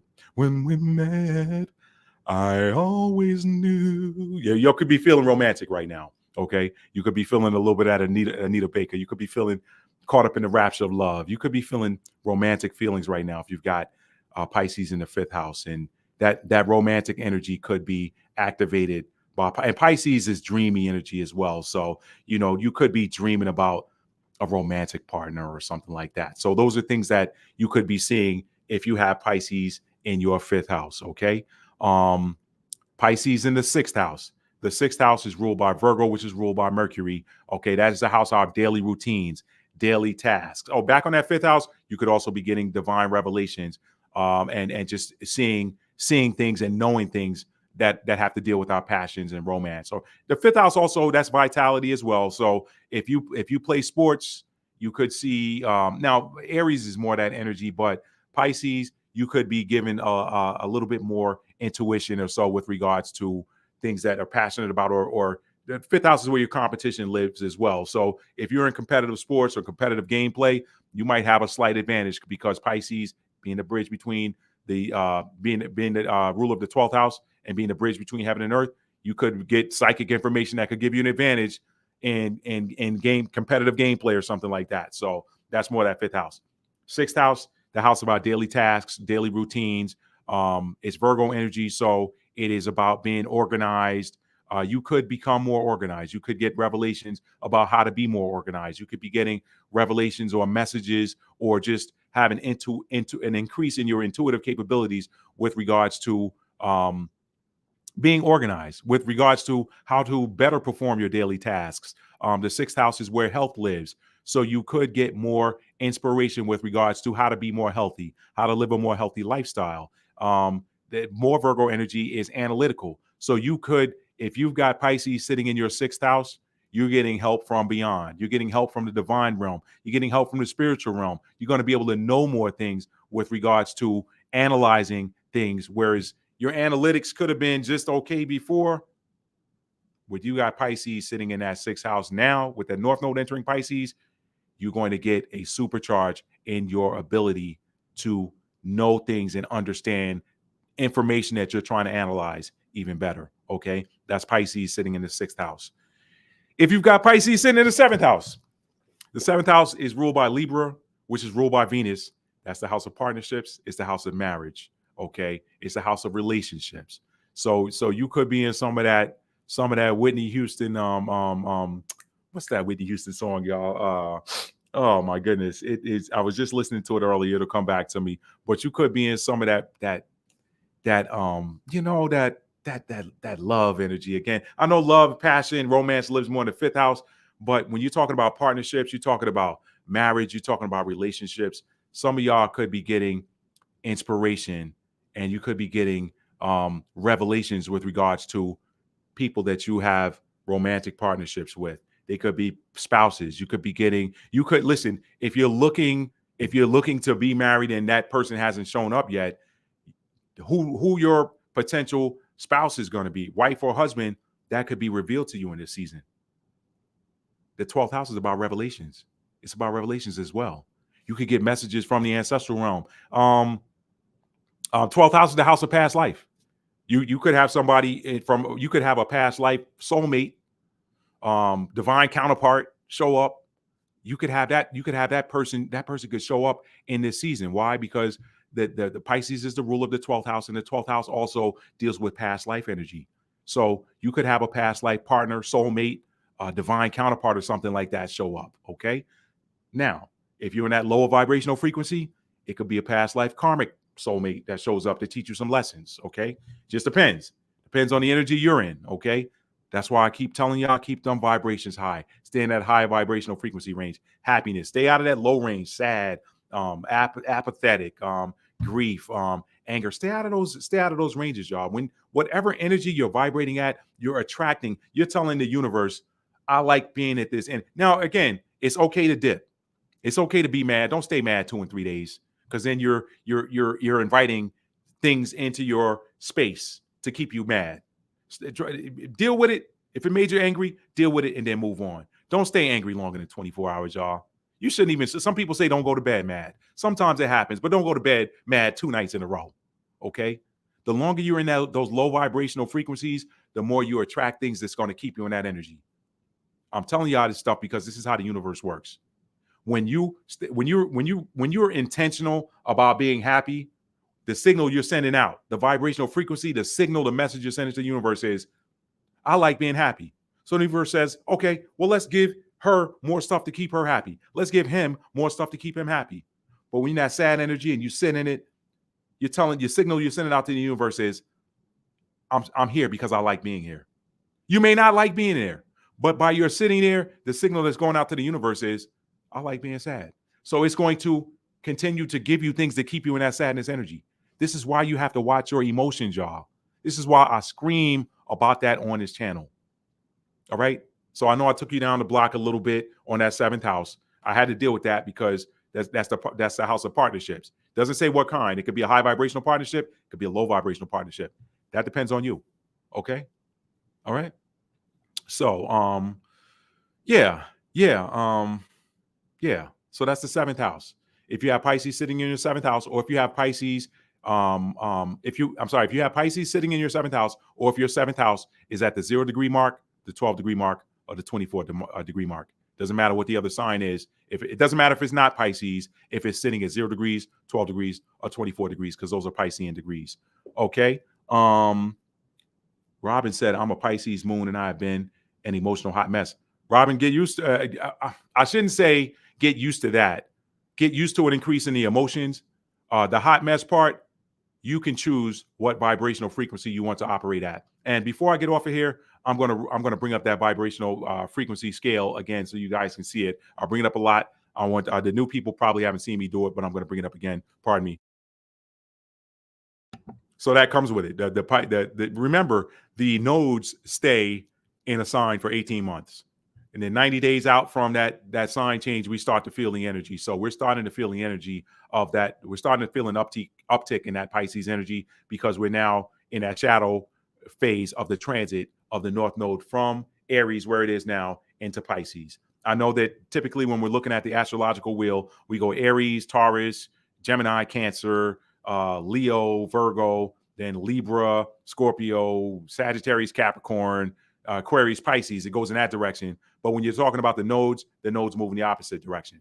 So it goes from Aries to Pisces to Aquarius to Capricorn to Sagittarius and so on and so forth. It moves the opposite direction.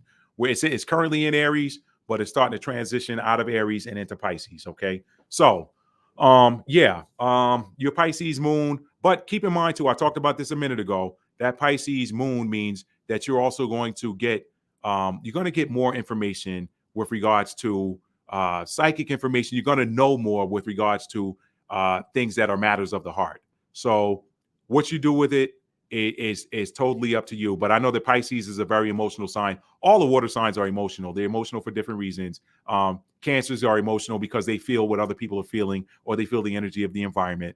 Scorpios are emotional because they can see through anything. Scorpios see what's going on, and that what they see makes them emotional. And then Pisces is what they know that makes them emotional. It's what they know. And knowing sometimes is attributed. Knowing sometimes is it kind of blends in with feeling, but it's not. Pisces doesn't feel the same way that Cancer does. Cancer feels it in their whole body. They literally pick up the energy, and they're a sponge. The Cancers are the sponge. The Pisces is that sixth chakra activation that's going on with the Pisces. So if you got Pisces placements, you're also probably going to get an increase in your sixth chakra, which is your third eye chakra. You're going to see a massive increase in your intuition. Okay. Scorpio rules over the sacral chakra. Cancer rules over the heart chakra, and it's Pisces that rules over the third eye chakra. So those third eyes are going to be wide awakened. They're going to be wide open for a lot of people with major Pisces placements, okay? Or 0 degrees, 12 degrees, or 24 placements, 24th degrees placements, or 12th house placements, all right? So let me keep moving. I think I was just at the 7th house. Okay, so I dealt with the 7th house. So again, expect to get an upsurge in emotions with regards to partnerships, but you're also going to get insight into partnerships. You're going to get revelations with regards to partnerships of any type. Typically, when you're talking Venusian energy, which is the ruler of the 7th house, Venus is the ruler of the 7th house, you're talking marriage, romantic partners, relationships like that. You're also talking business partners. So if you're about to go into business with someone, trust that inner voice. That's the biggest issue I've seen with Pisces, you guys. Pisces, not only do they know, but a lot of times Pisces can doubt what they know. You supercharge your own Pisces energy when you begin to trust it. You have to trust what you know. When you start to doubt it, Pisces, remember, Pisces is ruled by Neptune. Neptune is not only the planet of dreams and visions, it's also the planet of illusions. So you got to stay out of that mistrust. Trust yourself. I told my brother that yesterday. I said 99.9% of the time, you're spot on. Where you get into trouble is when you start trying to use logic to explain what you know psychically. Logic cannot explain things that are known psychically. Okay, and we see this theme repeated in Scripture, where the Most High says, "As high as the heavens are from the earth, that's how far my thoughts are from yours." Okay. The other one, it says the spirit and the flesh war against each other. If you got Pisces placements, stay in that spirit. Get out of that flesh. Logic is going to try to deceive you when you don't try to explain it away logically. When you're Pisces, just trust it. Okay, the more you trust it, the stronger that information, that intuition is going to become. That's how you grow that muscle. You have to trust it. What I always say in here, faith is not belief. Faith is knowing. It's an inner knowing, sight unseen. I don't have to see it. To see is to be able to explain. Oh, I see that cup is there, so I know it's there. No, you got to be down the hall and know that cup is sitting here. Nah, that cup's in that room over there. I know it is. How do you know? You can't see it. I don't need to see it. I know that cup's there. You walk in there, there's that cup. That's how you strengthen that tool when you have these major Pisces placements and these major 12th house placements and these major 0 degrees, 12 degrees, and 24 degrees planets and houses. Okay. Let's see. What do we have here? What do we have next? Okay. Let me stay on point. I'm gonna come back to the comments in the end. 8th house. Woo!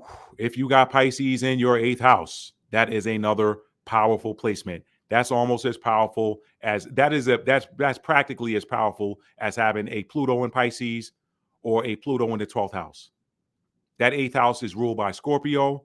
That is the house of destruction and regeneration. Okay. So you're going to get, that's almost having your 8th house in Pisces is almost like, I don't know if y'all are, I don't know what age some of you are watching this video, but back in the 70s and 80s, when I was a little boy growing up, they had this cartoon called the Wonder Twins, where they're super power. When they brought their rings together, they could form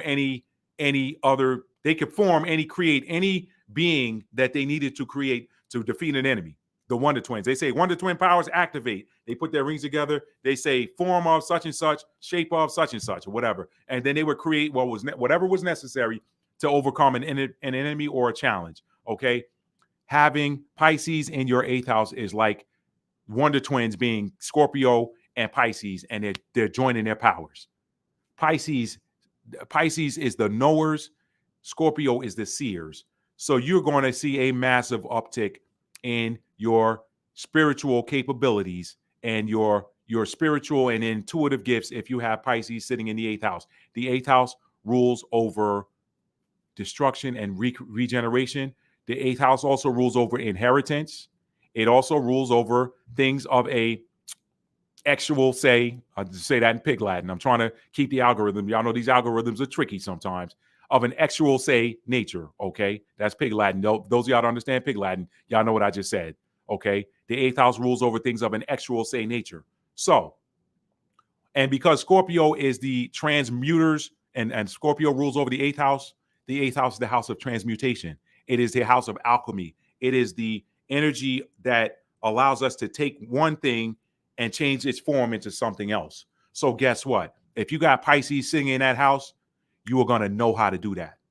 You're going to know how to do it even more than you did prior. Why? Because your 8th house is being activated by the North Node moving into Pisces. So if that 8th house is in Pisces, or it's at the 0 degree mark, or the 12 degree mark, or the 24 degree mark, you're going to see an uptick in that energy. You could also feel an uptick in your sacral chakra energy. Okay, sacral chakra. So be careful, because that's going to make you more magnetic. It's going to make you more magnetic. And guess what? When you're magnetic, you attract. Just make sure you're vibrating high, so you're attracting high vibrational things and people. Okay, you don't want to be out here catching what do they call it? STDs, sexually transmitted demons. So be careful. Be careful if you got Pisces in that 8th house. But the beauty there is you're gonna know what you're dealing with a person if that's what you're dealing with. That's not all there is. Okay, there's some other things that have to do with the 8th house. The 8th house is the house of inheritance as well. So it's called the house of other people's money. Okay, so you may be getting messages about money or things, inheritances that could be coming to you, or you may get a message from the ancestral realm saying, "Did you know that you are an heir to this thing right here? Whatever. Go and get what's yours." I'm just throwing some examples out there, y'all. These could be outliers, they could be extremes, but they're what's coming to mind. So I'm just letting it flow. I'm letting it flow. Why? Because my son's at 0 degrees. Okay. My son's at 0 degrees, and my 5th house is in Pisces. So I'm shining right now in that energy. I'm shining. It's blowing my own mind, y'all. What I'm seeing happening in my own. This is why I came on here to do this. What I'm seeing happening in my gifts, I'm seeing them go. Okay. I have some powerful Pisces placements in my chart too. So I'm sharing with you. This is sharing, you guys. This is sharing. So sharing is caring, right? So anyway, that's the 8th house. Maybe I didn't hit on everything, but your ability to destroy and recreate is going to be enhanced by having Pisces sitting in your 8th house, or if your 8th house is at 0 degrees, 12 degrees, or 24 degrees. Okay. Use it wisely. use that intuition, use that insight wisely. Use it wisely because that is a very powerful placement. Y'all have heard me say this a lot of times. I personally feel like Scorpio is the most powerful energy of the zodiac.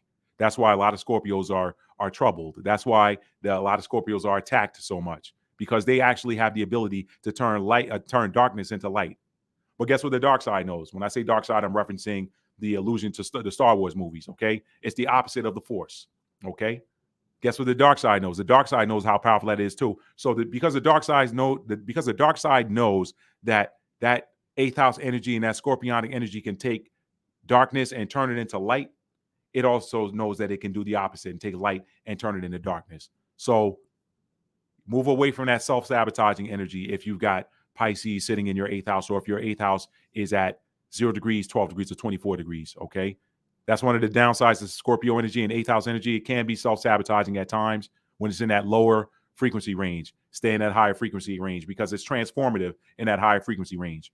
You're going to get divine inspiration and insight into how to be more transformative if you got Pisces sitting in your eighth house. Pisces in the ninth house. Pisces in the ninth house. Pisces in the ninth house. Number one, the ninth house is ruled by Jupiter. Okay, so it's the energy of expansion. If you got Pisces sitting in your ninth house, that is another very auspicious placement. You're going to see an expansion of your psychic gifts. You're going to see an expansion of your intuitive capabilities. Okay, you're going to see an expansion in your ability to know. Okay, but you're also going to know more about things that are of a foreign matter. The ninth house deals with foreign matters. The ninth house deals with if the third house deals with learning. And so like I was saying before, if you got Pisces sitting in your third house, it's going to be easier for you to learn because you're going to get the answer. It's almost like having a cheat sheet. You're going to get the answer from the spirit realm. Well, the opposite is also true with the ninth house. If the third house is the house of learning, the ninth house is the house of teaching. So you're going to get downloads and things that you're teaching to people if you got Pisces sitting in your ninth house, okay? Or if you got Pisces at 0, if your ninth house is sitting at 0 degrees, 12 degrees, or 24 degrees, you're going to see an expansion of your intuitive capabilities. You're going to know more. You're just going to know more because it's going to be expansive. Jupiter is the planet of expansion. So having Pisces in the ninth house is almost like having a Jupiter in Pisces. It's a gift, okay? What's the other energy of the ninth house? Travel, okay? You may travel to, you may take more spiritual trips. You may go on a spiritual pilgrimage. You might take you might go to more trips that, a lot of these, there are a lot of spiritualists out there that have these retreats where you can go and enhance your you can meditate and do group meditations and stuff like that and enhance your spiritual gifts. You might see some of that if you've got Pisces sitting in your ninth house, or your ninth house is at 0 degrees, 12 degrees, or 24 degrees. Those are just some examples. You could teach, you could become a spiritual teacher during this time. You could start to teach things that are of a spiritual nature. Okay. That's Pisces in the 12th house. Okay. I'm sorry, Pisces in the ninth house. Your ninth house also has to deal with wisdom. So you may be getting more wisdom from the elders, the ancestral realm. The ancestors may share more wisdom with you, or things that are going to make you more wise. You may get those messages, those thoughts, those inspirations, those dreams, those visions happening during this North Node in Pisces period. Okay, that's the ninth house. If you have Pisces sitting in the 10th house, or your 10th house is at 0 degrees, 12 degrees, or 24 degrees, you may embark upon a new career that has a deal that may be of a spiritual nature. You may become a psychic counselor. You may just become a counselor, period. Okay. You may see an increase. If you're already working in that field, you may start to see an increase in the knowledge that can help your clients. Okay. So that's Pisces. It could also make you more giving on a public in a public forum. The 10th house has to deal with the public. 4th house is home. Opposite the 4th house is the 10th house. That's public. So the 10th house is the house of public dealings, the house of career, how you show up in the public. The public could see you more as a spiritual person. They could say, hey, man, that person right there is very intuitive. Pisces energy is about knowing, y'all. It's about knowing. It's the bridge. Listen, you may get communication from the spirit realm that enhances your career. Okay. That's all 10th house energy. So you think in 10th house, you think in career. The 10th house is also ruled by Capricorn. So Capricorn is the energy of achievement. So if you have Pisces sitting in your 10th house, you may become more of an achiever during this period. That achievement may take place via, again, those visions, those downloads, those messages from the spirit realm. Okay, that may increase your ability to achieve, your ability to problem solve. Problem solving is another key trait and characteristic of Capricorn energy. Capricorn rules over the 10th house. So if you've got Pisces sitting in the 10th house, it may now become easier for you to solve problems. Why? Because you're in touch with your higher self. You're in touch with the higher realms. Okay. You have an ability to go deep within. You should be, I hate telling people what they should be doing because I don't like to hear what I should be doing. But one of the things you might be interested in doing during this time with these major Pisces placements is meditating more. Remember what the scripture says. The scripture in Luke 17:21 says, the kingdom of God is within you. The only way to go in is to meditate. Another thing I do is yoga. Yoga sometimes opens up my channels to allow me to just be more spiritually open. You know what I mean? And when I say spiritually open, some people hear that and they're like, well, be careful opening up. If you high vibrational, the dark don't want nothing to do with you. Trust me. Trust me. The light hurt. Nothing in darkness wants. If it's in the darkness, it don't want to be seen. That's why it's in the darkness. So you a threat to the darkness if you in that high vibrational energy. That's why you got to stay high vibrational. The temptation is always to pull your vibrations down and keep them down. You might dip. It's okay to dip. It's okay to dip. That's what the scripture means when it says be angry, but sin not. When it's saying sin not, it ain't talking about no sin that the church said, oh, you smoking cigarettes, that's a sin. No. You could argue, well, you're sinning against your own body because you're putting tar in your lungs or whatever. But to each his own. That's not what that is. Sin is error. Sin is going against the original design. That's all. Sin is malfunction. That's technically what it means if you understand the ancient Hebrew understanding of it. Sin is technically going against the original design or malfunctioning. Okay, if your toaster, your toaster will give you light toast, setting it on the 1 minute mark, and you set it on 1 minute, and the toast is coming back burnt. There's a malfunction in there. That toaster is sinning. There's a malfunction in it. It sinned against you and burnt and caused your toast to be burned. Y'all, it's time for us to start thinking in those terms, y'all. We're leaving the age of believing and entering into the age of knowing. Okay, Pisces. The age of Pisces was about beliefs. Okay, it was also about illusions.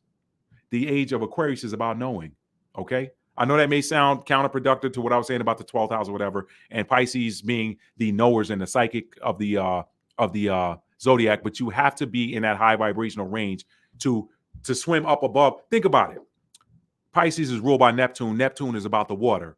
The deeper you go in water, the darker it gets. The lower you go down in water, the darker it gets, and the more difficult it becomes to see. The sunlight can only penetrate down so far in the ocean. The higher you are in that water, the more clearly you can see. The deeper that water is and the lower you go, the darker it gets to the point where you can't see anything anymore. And guess what else happens down at those depths where it's too dark for the light to go? The pressure is higher.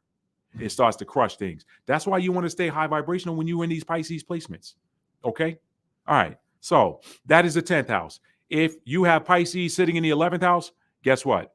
The 11th house it deals with group think, group interaction, charity stuff, dealing with teams. It's about humanitarianism. It's ruled by Aquarius. The 11th house is ruled by Aquarius. So which is ruled by Uranus.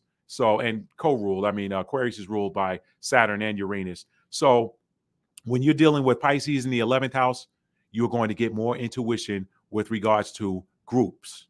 Okay. Large groups. You're going to get more intuition. You're going to see more. You're going to get more revelations. You're going to get more inspirations. You're going to see more visions, have more dreams that regards your interaction, because we're talking about your chart with regards to your interaction with groups. Okay.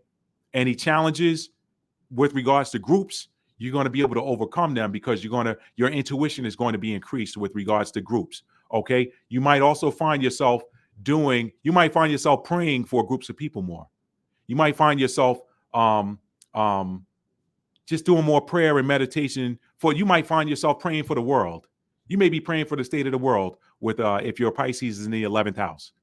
You may find yourself meditating and just trying to raise the vibration of the planet more. Aquarius is the humanitarian. So you may be getting downloads or psychic information. You may be getting gifts from the spirit realm with regards to how to improve any groups that you might be associated with. Okay. How to fight for people. Aquarius is the sign of the fight. Aquarius rules over the 7th house. the 11th house. Aquarius rules over the 11th house. I'm getting tired, y'all. Aquarius rules over the 11th house. It is the house of the fighter. The Aquarians they're the champions for humanity. When you see somebody standing up, I got a guy I work with.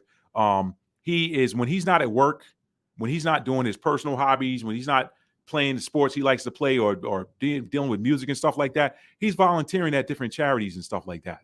He's got 2 different charities he volunteers for, and he loves it. You can't make him stop doing it. He's always at a homeless shelter. He's at a soup kitchen. He's an Aquarius, okay? That is the Aquarian nature. That's 11th house energy. So if you got Pisces sitting in your 11th house, it's going to increase your intuition with regards to that. You're also going to have a little bit more. It's going to make you more emotional toward these groups. Remember, Pisces energy is emotional too. So any of those other houses I named before that I did not talk about emotions with, you can apply emotional energy to that too. Like I said, Pisces get emotional, they cry. You may find yourself shedding a tear for the planet with this North Node entering into Pisces in your 11th house. If you got Pisces in the 11th house, you may find yourself. Or if your 11th house is at 0 degrees, 12 degrees, or 24 degrees, you may find yourself shedding a tear for humanity, or just meditating more and trying to raise the vibration of the planet. But to raise the vibration of the planet, you got to raise your own vibration first. Remember what they always tell you on the airplane: secure your own oxygen mask first, and then help somebody with theirs. So you got to raise your own vibrations first before you can attempt to try to help raise somebody else's vibration. That's Pisces in the 11th house. I don't know if I did enough justice to it. Anybody else that wants to add to this, please do. Okay. I'm just sharing what I'm inspired to share. That's Pisces in the 11th house, or Pisces, or your 11th house at 0 degrees, 12 degrees, or 24 degrees. Okay. Next, and I'll read some comments here in the end. The 12th house. Okay. If you got Pisces sitting in your 12th house, you're a natural psychic. You're a natural psychic. Your intuitive gifts are just going to be increased. Okay. There are people who are natural mediums. Natural mediums. What's a natural medium? A natural medium is somebody that just naturally has the gift. If you got Pisces sitting in your 12th house, or you've got Pisces, or your 12th house is at 0 degrees, or 12 degrees, or 24 degrees, that kind of makes you a natural medium. Now, I didn't talk about mediums at all in here. Mediumship is another spiritual gift. When people hear mediums, they instantly think something dark. That is not what that means. That just means that, hey, your grandmama who's gone might communicate to you. Okay. Somebody else's grandmama who's gone might choose you to communicate a message to that person because they can't get through to them. That's mediumship. I'm gonna share a story with y'all. I'm gonna share a brief story. I don't want to give any details away, but I just had a client that I worked with last week, and this happens to be a person I know. This happens to be a person I know. This happens to be a lady I know. Let me put it in perspective. This happens to be a lady I know. Okay. This particular lady, I had 2 different dreams about her on 2 different months, where she was a completely different person than the person she is here in this realm. And the first time I had the dream, I was hesitant to share the details of the dream with her because she and I aren't like close. I mean, we know each other, but we're not close. You know, we just kind of know each other. We're like colleagues, like compatriots, whatever. We know each other, but we're not close. And I said, man, if I tell her this dream, she, I don't know how she's going to receive it. And I don't remember what I just talked about. Those 12th house placements, those Pisces placements. Sometimes you doubt, you doubt what you know, or you're looking for logic to explain it away. So I'm like, I don't know if I should tell her. And there's this inner urging to share this dream with her. And so I was like, all right, you know what? What's the worst that can happen? She say, look, you don't know me like that. Curse me out, whatever. And say, my personal life ain't none of your business, blah, blah, blah, blah, blah, blah, blah. All right. I chinned that up and I said, okay, if that happens, then, oh, well, I just did what I felt like I was inspired to do. Or some people might say, I did what the spirit told me to do. And to my surprise, she was very receptive of what I said. Okay. And I was like, okay. I said, listen, just put that in your back pocket. I don't know what it means. It was for you. I don't know why you showed up in my dream. But you were way more confident in that dream than you are here. Okay. So then a couple of weeks went by. Not a couple of weeks, actually, it was more than a couple of weeks. It was like a few months went by.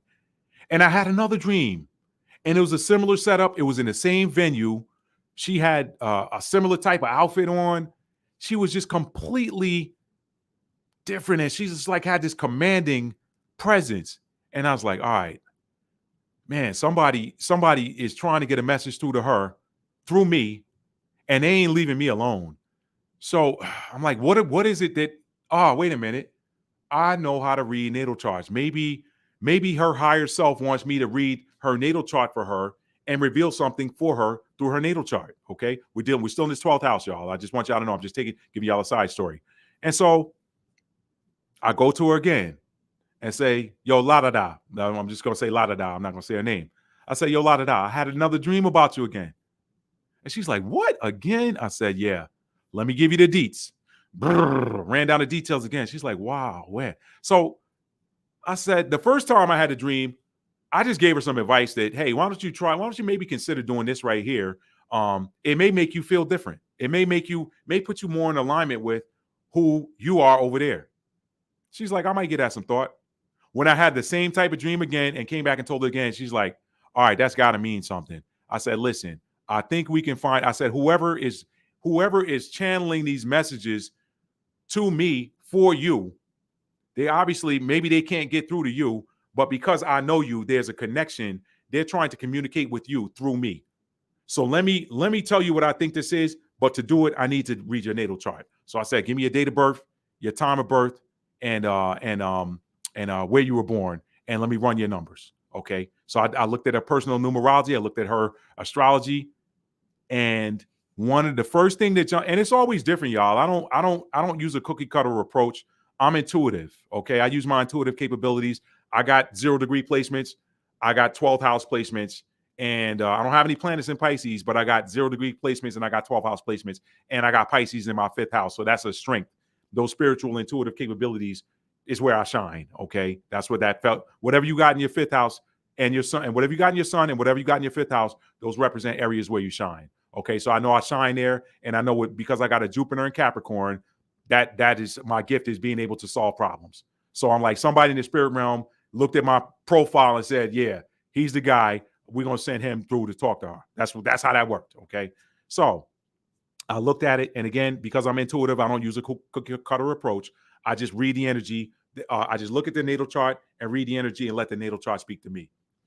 First thing that jumped off that page was her Chiron placement. And I looked at that Chiron and I looked at the house that was in. And I said, I didn't, because I didn't give no names, no deets. I'm not going too far into the sticks, y'all. I'm not going too far into the deets. But I said, I looked at that Chiron being in the 4th house and that Chiron being in Aries in the 4th house. And I said, you know what? Chiron and Aries has to deal with self wounds that have to deal with how we perhaps look at ourselves, or perhaps how others look at us. I said that 4th house has to deal. I said Aries also is the sign of the warrior. So it could have to deal with a wound that occurred that had to deal with you're fighting for somebody or fighting for yourself and feeling like you were overwhelmed, or the fight, you didn't win that fight. Okay. So then I looked at the house, and the house was the 4th house.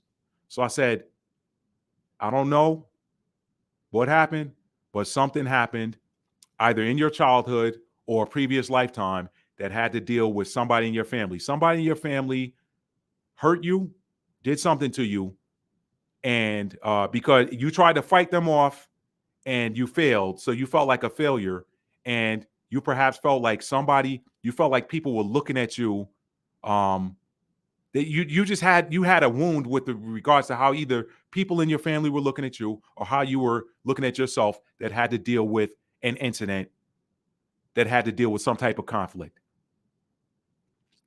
And she told me what happened, and I was just like, phew. So then we went on into the chart, and lo and behold, without getting into too many details, about midway through the session, she says to me, that was my mother communicating to you to get a message to me. And I said, that message is, I said, whoever did something to you, they robbed you of something, and you're going to have to forgive yourself first, And then you're going to have to forgive that person. She said, well, I can't forgive that person. They're not here anymore. I said, you can still forgive them because the body dies. The spirit or the energy that occupied the body never dies. So you're going to have to forgive that person. You're going to have to release it. I told her some different ways that she could do that. And then I told her, I said, forgive yourself first. Because if you don't forgive yourself first, it doesn't matter. All of the other forgiveness is invalid. When you don't forgive yourself first, anybody else that you forgive or ask for forgiveness is invalid if you don't forgive yourself first. Forgiveness always begins with self. Repentance always begins with self. People, church folk always talking about, yeah, you need to repent. You need to repent. You need to repent and turn around. Well, repentance begins with yourself. Says, you know what, man, I'm better than that. I'm better than that. I'm never going to do that again. That's repentance. But as far as forgiveness, you got to forgive yourself. Say, hey, you know what? I did my best. I wasn't old enough to put up the type of fight or resistance that could have repelled this attack. But you know what? It's okay. I'm stronger. I'm older now. That'll never happen to me again. I forgive myself. And I said, secondly, I said, your mother wants you to be who you were created to be. And then she began to tell me who she was prior to that and how that incident changed the course of her life. And she became something else to go into self-protect mode. I said, but yeah, that's not really who you are. I said, because I saw you on the other side. I've seen you in 2 dreams. That over there, that's who you are. I said, everything else in your chart lines up with that. I said, but you got this one thing you got to do. And she was in tears. And she's somebody who don't even try. She's Aquarius moon. Y'all know, anybody knows an Aquarius moon? Aquarius moon. Listen, the winter moons are the least emotional. I'm talking Aquarius moon, Capricorn moon, Sagittarius moon to a degree, but mainly that Capricorn moon and that Aquarius moon, it's like pulling teeth to get them to cry. She broke down. And she said, you know what? She said, thank you. She said, I know that was my mother. She said, my mother was my life. And when she passed away, I felt like the last little piece of me left. And I became something else. And she said, I know my mother's talking to me.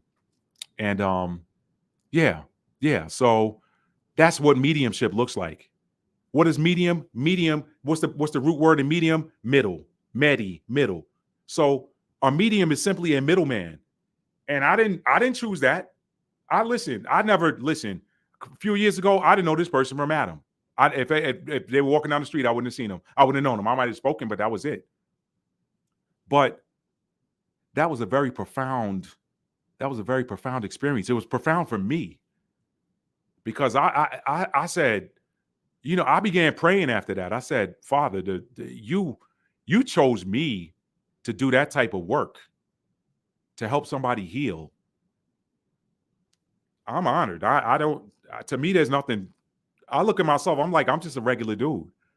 But yeah, that was that. But that's that 5th house in Pisces. So, and I got them 12th house placements. So getting back to that 12th house, if you got Pisces in your 12th house, you are a natural psychic. You're a natural medium. You got some type of spiritual gifts. I don't have Pisces in the 12th house, but I got 12th house placements. So if you got Pisces in your 12th house, you are a natural spiritual person. And those spiritual gifts come in many forms. They could come in many forms. Don't let the church, don't let the religious establishment scare you out of your God-given spiritual gifts, okay? Don't let them do that, fam. Don't let them do that.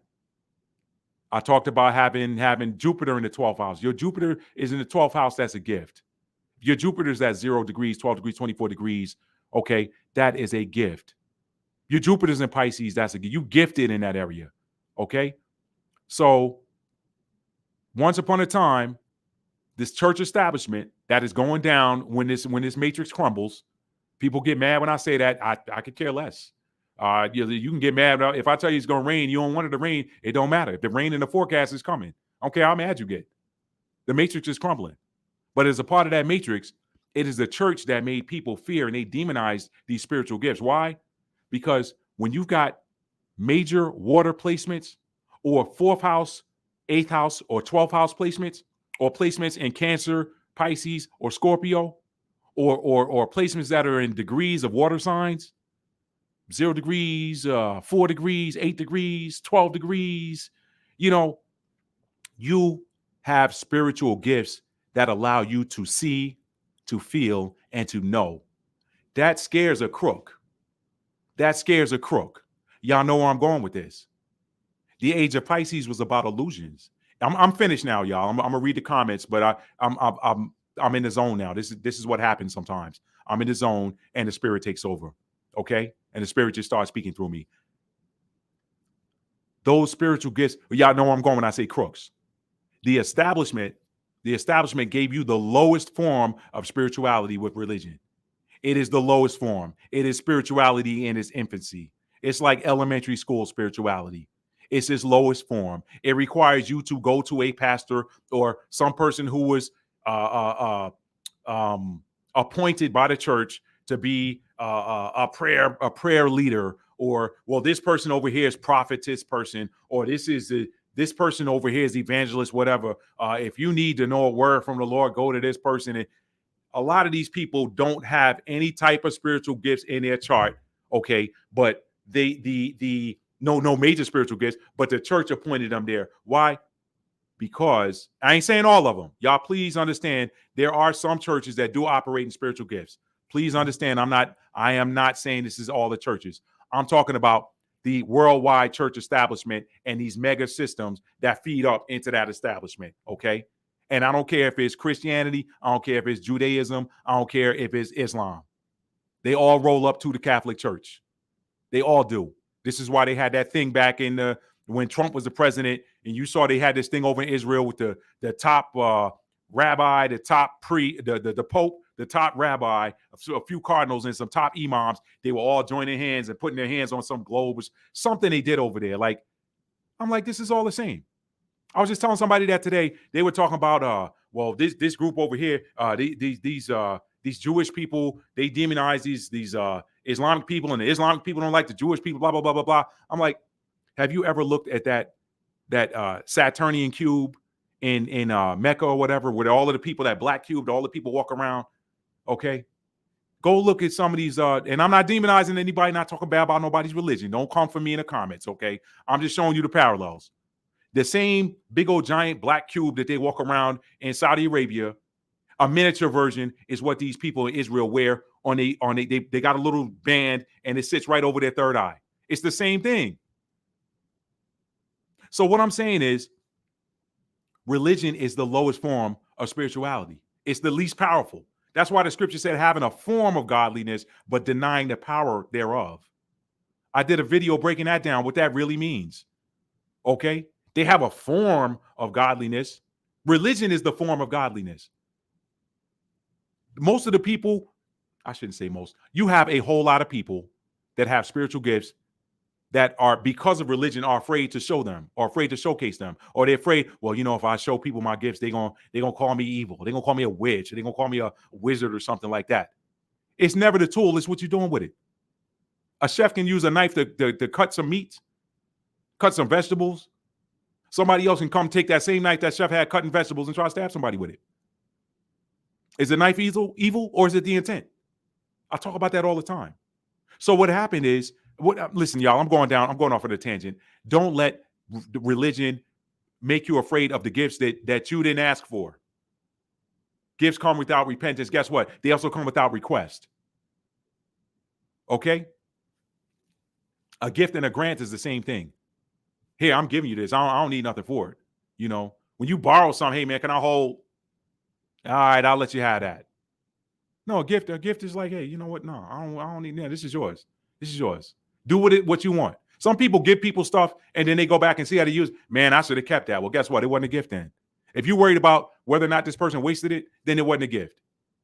You still got an attachment to it. If you gave somebody something, truly gave it to them, then whatever they do with it, well, you know what? I gave it to them. They're free to do whatever. You cannot use it. I don't care. You can give it away. You can throw it in the trash if you want. It's a gift. I got no emotional attachment to it. That's the same way the Creator is when he said, I give you the gifts come without repentance. Do what you want to do with it. I hope you do something high vibrational. If you don't, karma waiting on you. I hope you do something high vibrational with it, because if you do, karma waiting to give you a gift. You always get back in abundance what you put out. You put a seed in the ground, you're going to get back abundance of seeds. That's how it works. Is that seed righteousness or is that seed wickedness? That's what it's about. I don't know why I'm going down this path, but I'm going to say this one more time. A lot of us were born with these spiritual gifts, and we let religious folks tell you that, well, that's wicked. You know why? Because the church establishment started that hundreds of years ago. Why? Because they knew that people with these major water placements could find them out. They were in touch with the spirit realm. Every one of them placements, especially when it's in the moon, every one of them placements, Cancer, Pisces, Scorpio, they know that they can get to the truth. The major Cancer placements can feel what the truth is because they feel the energy in their body. They absorb it. The major Scorpio placements, they can see what the truth is. Don't lie to a Scorpio. They're going to know you lying to them because they can see through it. And even if they just see a little bit, the Scorpios are the investigators of the zodiac. Okay? Their sister sign is Virgo. Virgo analyzes, Scorpio investigates. Scorpio's the detective, Virgo's the analyst. So if somebody got both of them signs, you're in trouble. You're in trouble if you're trying to get over on them. You're in trouble, especially if they're in the 12th house or they're 0, 12, or 24 degrees placements. The church knew that. Pisces, they're psychic. They know thoughts. When you read that scripture that says Jesus perceived their thoughts, how you think he did it? Had a wide open third eye. That's why they putting all this stuff in the diet. That's why they put all this stuff in the food supply to calcify that pineal gland. This dude right here, I haven't put fluoride in my mouth since 2011. Since I got diagnosed with what I got diagnosed with back in 2010 or 2011. I don't touch fluoride. Guess what? They're perplexed when I go get my teeth cleaned. They're like, how do you like? I'm like, nah, if that is that okay? We're going to polish your teeth now. Does it have fluoride in it? Yes. I don't want it. And I know people say, well, the water's fluoridated or whatever. You know, I work around that. I try to get purified water that's fluoride free. I try to drink spring water. Sometimes I'll do the reverse osmosis, whatever. Do you? But I'm just telling you, they got a lot of stuff in the environment to try to block those spiritual gifts. That's why they're out there. They know fluoride is poisonous. They know that. Oh, if you swallow this, go to the poison control center. Why? I don't know why I'm on this tangent, y'all. I guess the spirit took over. I mean, the North Node's entering Pisces, right? So the church establishment knew way back when that people with spiritual gifts could figure them out. Not even figure, because you don't even have to guess when you got spiritual gifts. You don't have to figure it. Figuring comes in when you start trying to use logic to explain away what you already know. Pisces placements, 0 degrees, 12 degrees, 24 degrees placements, 12 house placements. That confusion comes in when you try to use logic. Don't try to use logic. It was a gift. It was given to you. Remember, the 12th house is the bridge between heaven and earth. That's why one of my predictions for next year, I ain't gonna go there. I talked about it in another video. I'll talk about it in another video coming up. I'm gonna go live again this week. But the church establishment knew. So what did they do? This whole Salem witch trials. When we learned about that stuff in school, I was scared, man. That stuff was scary. Like, ooh, they had real witches and they found them and burned them at the stake. These were people that had spiritual gifts. God-given spiritual gifts. Okay? God-given spiritual gifts. And the church wanted them dead because guess what? These people had the ability to know what these crooks were doing. Steady collecting money. Got ATMs at the back of the church now. Right? Letting certain things go. They connected to politics, so you got pastors telling you how to vote. Tell me I'm wrong. Now, y'all know as a church, we need to vote for da-da-da. Y'all know as a church, we need to vote for da-da-da. Influencing. That's why I told you ain't no separation of church and state. That's a lie. That's a myth. That is a myth. Do not let anybody scare you out of your gifts. Those gifts were given to you for a reason. I did a video talking about your gifts. That was the first scripture video I did on this channel. It's back in 2018, I think it was. The first one. When you operate in your gifts, you become the gifts. You become the gift. Your gift is there for you, but it's also there for everybody else. That's why certain people are placed in certain families and certain locales. Their gift benefits them, but it also benefits whoever's around them. Did the Messiah go around and heal the whole world? No. Matter of fact, he wasn't even looking for nobody to heal. He said, I'm just doing the work my Father puts before me. But guess what? With that same gift, you never saw any accounts of him being sick, did you? No. He was a healer. The healer must first heal himself. Then they can heal other people. If he ever was sick, we didn't see any accounts of it. Who knows? Maybe something happened to him when he was younger. Who knows? We don't know. But when you high vibrational, when you operating at extremely, let me bring that chart up as I'm speaking. Sorry about banging into that, family. When you're operating at that highest frequency, you ain't never seen somebody who's reached enlightenment. You ain't never seen one of these monks that are in these monasteries over in Tibet and stuff like that. You ain't never seen one of them talking about, man, I got to go get my shot, man. No, they're high. They're operating in that Christ frequency. They're operating at that highest frequency. That's why you don't see it. That's why you don't see it, family. Let me bring a good copy of this chart up. Hang on. I want to see one that's high res, not the low res one. I need to download one of these and keep it on my. Let's try this one. No, that's too small. Give me 1 second. I just had this on the screen. There we go. All right, let me share this. Okay, family, we're getting ready to wrap up here too. We're getting ready to wrap up. I didn't mean to go this long today. All right. This is why when you're up here, sickness can't come nigh you. Sickness cannot come nigh. You're vibrating too high. Sickness is in a lower frequency. Think about how you feel. Think about how you feel when you're sick. I need to blow my nose. I need some more Kleenexes. It matches. When you up here, and you living in that frequency, you vibrating that frequency, if something feels like it's coming down, you go to sleep and you wake up, you're fine. Right? So that's why they did it. Age of Pisces, the voice, using the voice to deceive. Illusions. Believe. Do you believe? Well, faith is the substance of things hoped for, the evidence of things believed. No, it's not. No, it's not. Faith is an inner knowing, sight unseen. I know it. I don't need to see it. I know it. I don't need you to tell it to me. I already know it. I don't need you to prove it to me. I already know it. That's why when you got these Pisces placements, you're the epitome of knowing. Get away from the logic part. Get away from trying to prove what you know. Get away from it'll prove itself. It'll prove itself. If people don't believe you, guess what? Well, you know what? It wasn't for them. When you carry that word to somebody, they already know. Just like that girl told me, the one I gave you from the example, that sister told me. She said, you know what? She said, I know you the truth. I said, you giving me too much. She said, no. She said, you know how I know you the truth? She said, because you told me more about me than I told you about me. I said, well, I just used what came to me in the dreams and what I'm looking at on this chart. She said, nah, you can't. She was like, you can't dismiss that and downplay that. She said, you're good. You're good. And I don't say that to brag on myself, because like I said, like the Messiah, I ain't running around. People ask me, Matt, why don't you put an advertisement out there for what you do? I don't want to. I'm not supposed to work with everybody. I honestly think I'm supposed to work with the healers. I think I'm supposed to work with the healers. Okay. If you're struggling and you got the gift of healing, you got some gift or something like that, those people find me. I don't look for them. That's too much work. I just told you I'm a Cancer moon. Like I have to protect my energy. This is why I don't choose to work with everybody. This is why I don't put myself out there. The people I work with are the people that come to me. And anyway, I'm gonna stop, y'all. Let me read some comments and wrap up. That was the 12th house, y'all. I know I took y'all. I went beyond it, taking you around the block. I went down the street. I went 2 towns over, y'all.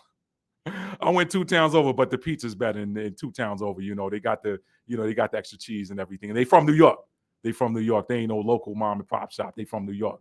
So when you're out of New York, you got to find the New Yorkers that make you a good pie. But anyway, that was the 12th house, y'all. If you got Pisces sitting in your 12th house, you are naturally gifted with regards to the realm of knowing, the realm of the divine. That you naturally get messages from the spirit realm.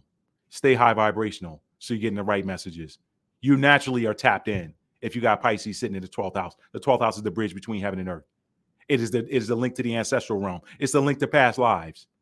Okay, you got 12th house placements. You're gonna see things that you have not seen in this lifetime, but you're connecting the dots to a previous lifetime.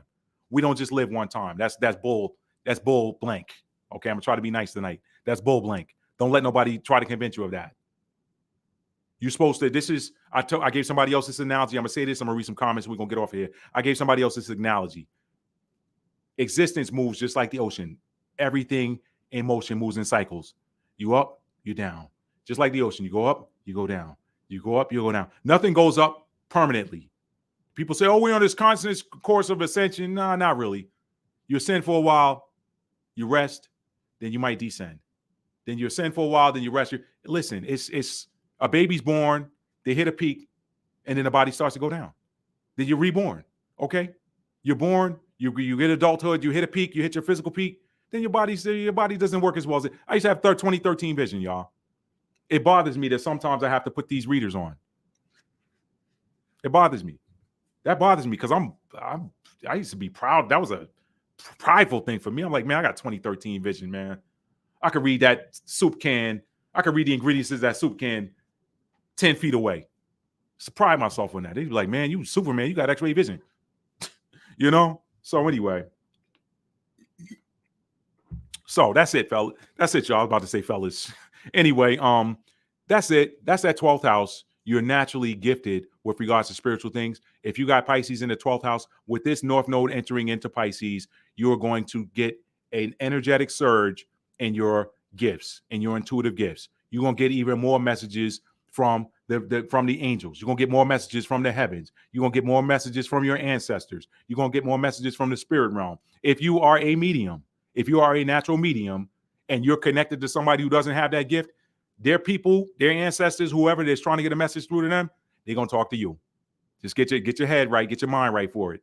They're going to come through to you. I never knew that I had that gift until this thing happened. And when she told me what she told me, I was like, well, I'm glad we had this session because I want my dreams.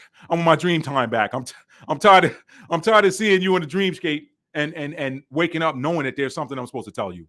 Okay. So can you just get it right so I can have my nighttime back, please? Anyway, so let me read some comments, y'all. That's Pisces in the 12th and what you can expect with the North Node entering into the sign of Aries. Y'all, I always think I can get over these videos in an hour or less, and I start telling y'all stories. I'm a storyteller, so I hope y'all read my books because I've got some amazing stories, both fiction and nonfiction, and you can check out my books at www.talfordarts.com. Okay, I promise you will enjoy it. I promise you. And if y'all like my reading, y'all like the way I break it down on this channel, I cannot wait to share my next project with you guys, okay? I got a tentative, don't hold me to it, I got a tentative launch date of November the 19th. I have a tentative launch date of November the 19th, and there's a specific reason I'm doing that, okay? All right? Those of you who know, you know, Capricorn is, or the Pluto is leaving the sign of Capricorn and entering the sign of Aquarius, where it's going to stay now. It's been wobbling back and forth since last year. Pluto enters Aquarius on November the 19th. And so anybody with these Capricorn placements, they finally going to get out from under that Plutonian thumb, okay? So that's part of the reason why I have a tentative launch date of November the 19th. If that date doesn't go through or I change it, it'll be after that. So don't look for this new project to come out after that, but I'll be giving you more information on that once I have it copyrighted, okay? Because y'all never know who'll be watching these channels, okay? So I'll give you more information on that once it's copyrighted. But a lot of you have said, Matt, you haven't published a book since 2019. Well, prepare yourself because 2024 is going to be my next publication, okay? So be ready for that. Let me read some comments, and then we're going to get out of here, fam. Let me see. A lot of comments there. Okay, so let me go up. All right. Okay, let me see. Lord have mercy. I'm backed up. Let me see. Okay, let me start back up with Susanna said a few people with getting a little blurry here because getting a little tired. 2013 now. It's probably just 2020. I don't know. Anyway. Oh, look there. I can see now. All right. So I can see. My eyes are red, y'all. I do apologize for that. Let's see. It's the lights too. It's late and it's the lights. Let's see. Here are a few peeps. I read that one. Okay. Let's see. Licious Booty 07. Okay. Got that one. Robin Kane Kirby. I'm a Pisces moon and I've been an emotional hot mess. Okay. Got that one. Moon and Pisces. I've been crying today. Yes. Yes. Okay, Robin said, I'm a Gemini with a Pisces moon and a Virgo ascendant. Okay, I like that. Virgo risings are dope. Let's see. Your Virgo rising, if you don't have any intercepted houses, that means you've got Pisces in your 7th house. Okay, so remember what I said about Pisces being in the 7th house. If you're Virgo rising, you got Pisces in the 7th house. 7th house. That's you're gonna see some with this North Node entering into Pisces. You're gonna see some some activity in your house of partnership. Okay, let's see. Same, Miss Annie, same. That's real talk.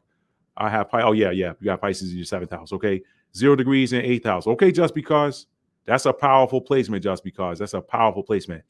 Okay, Robin said, I feel like I have Aries in your 8th house is destructive. That is that's some potent energy. That's some potent energy. I mean, Aries is Aries the ruler of the 8th house is Mars. So with Aries being in the 8th house is naturally ruled by Scorpio.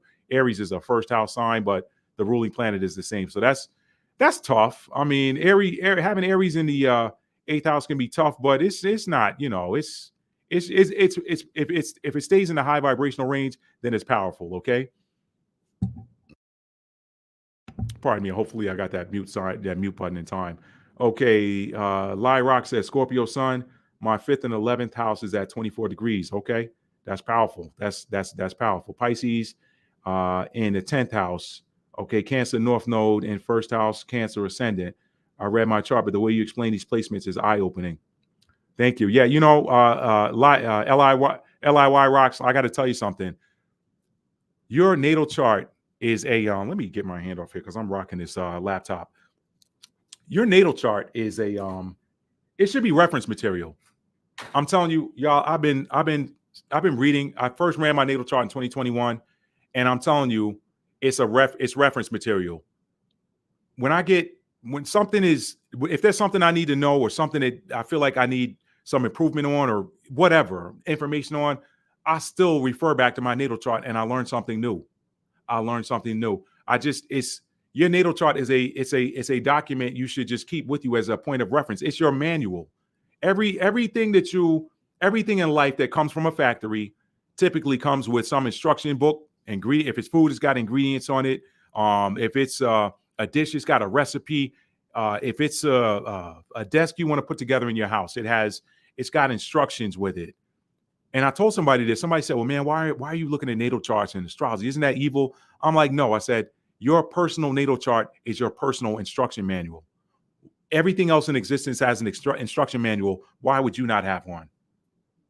So LIY Rocks, I'm here to tell you, I personally always refer to my natal chart. I don't look at it daily, but it just depends on what's going on. If there's a certain lunar transit or some planetary transit or something like that, or if I'm behaving a certain way and I'm not sure exactly why, I'm like, okay, I must be being affected by some type of energy, or if I'm not getting along with a person in a certain area, whatever, and I know their natal chart, I'll look at theirs and compare it to mine, and then there's so much you can learn. You can look at your natal chart, and if you understand the numerology, you can tell what your relationship with a person is going to be based on that house.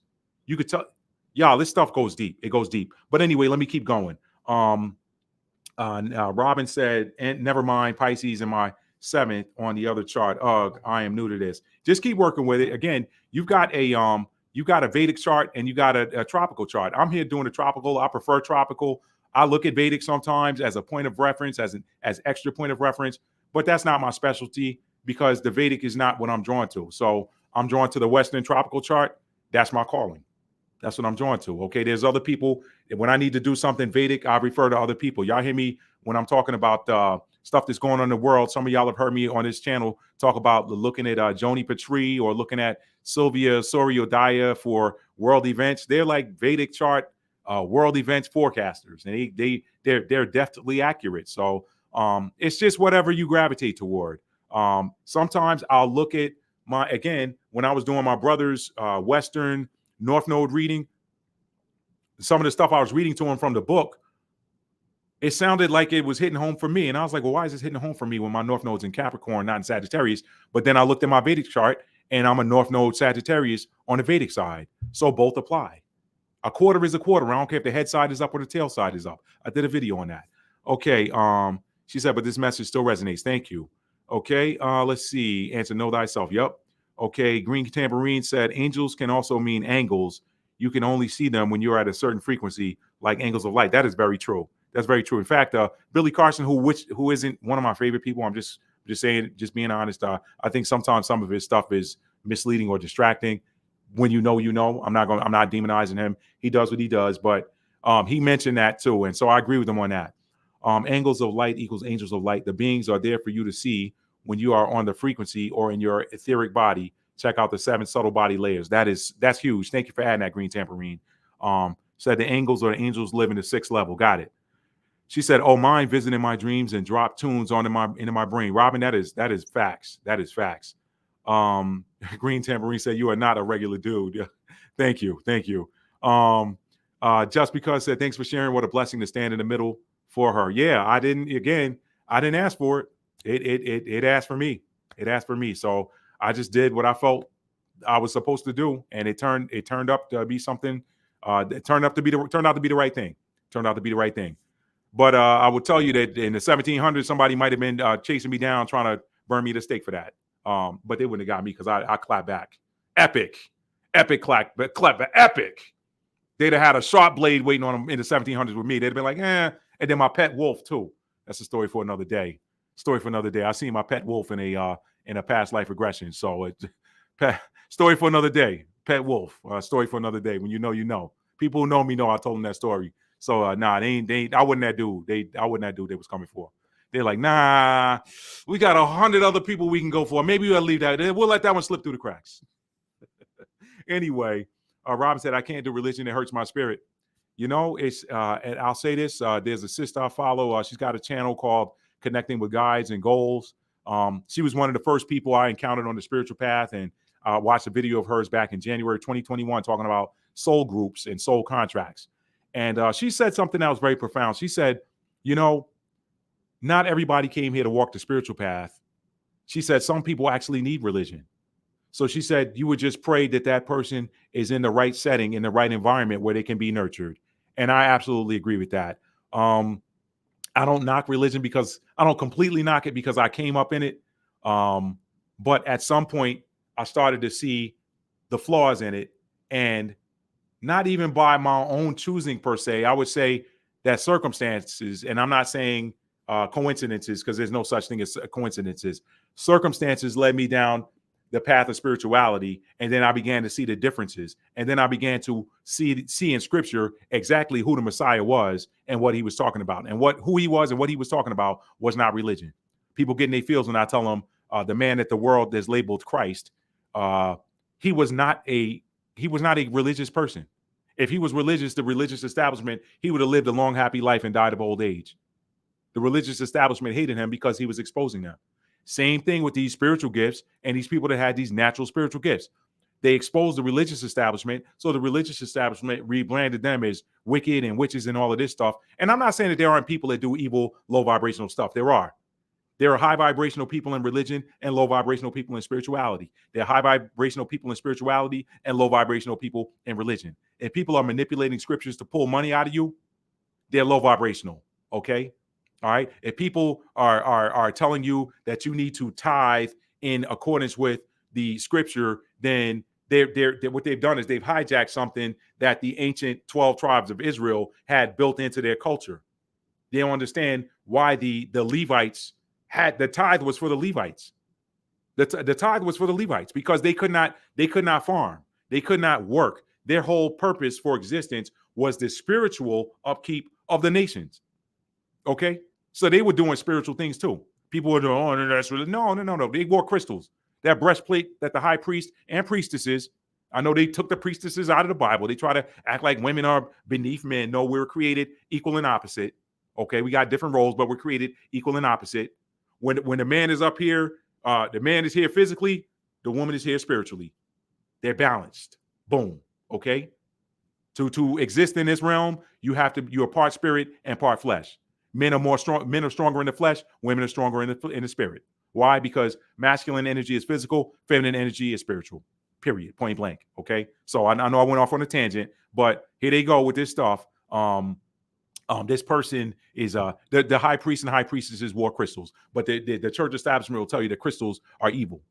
But a lot of them walking around with physical ailments that they don't even know those ailments can actually be healed by the crystals balancing out those chakras or those energy zones. Don't even get me started on that. Don't get me started on that. They demonized it because spirituality exposes these wicked religious people.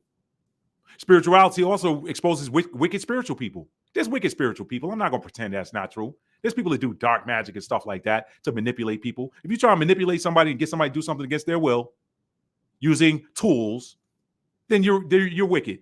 Ye are of your father, the devil. That's who the Messiah was talking to. That means that you are the seed of the lowest vibrational frequencies in the universe. That's all I'm saying. You can't, if you are of your father, the devil, you can't get high vibrational. You can't get above a certain vibrational frequency. There are entities in this universe that cannot get above a certain vibrational frequency. They exist at the lower vibrational frequencies, but guess what? They even have a purpose. If you're of the light and you dip down there in that low vibrational frequency, they're there to torment you to going back to the light. That's what they're there for. They're there to torment you back in the way you're supposed to be. Y'all, my eyes getting red, man. Don't you get me started on that. I ain't come on here to be on 10. Let me read some more comments and finish this up, y'all. Let's see. I'm gonna try to do this without these readers. Totally agree. It's the lowest form. Dependency. This is why these leaders are falling, because it's not in their chart and they are forcing it. Yep. She says she's a witch. Go ahead and call her one. She'll just smile. Hey, I ain't mad at you. Somebody did a TikTok video where they were talking about how the definition of witch was changed over time. It was changed. It used to be something that was positive, just like a shaman. Shaman is a healer. What do they call him now? A witch. If you go to these remote villages, you go to the person they call a witch doctor. That person actually is a healer. They're spiritual and herbalist. They heal the ailments of the people. But you know what? When your mind is wrapped up in religion, you can't see that the real sorcerer is standing there in the pulpit if he's low vibrational. Let me leave that alone. The parable of the sower. Yep. Dr. Dwight said, this is so true. Robin said, I wonder if that's why I had to die, a spiritual reset.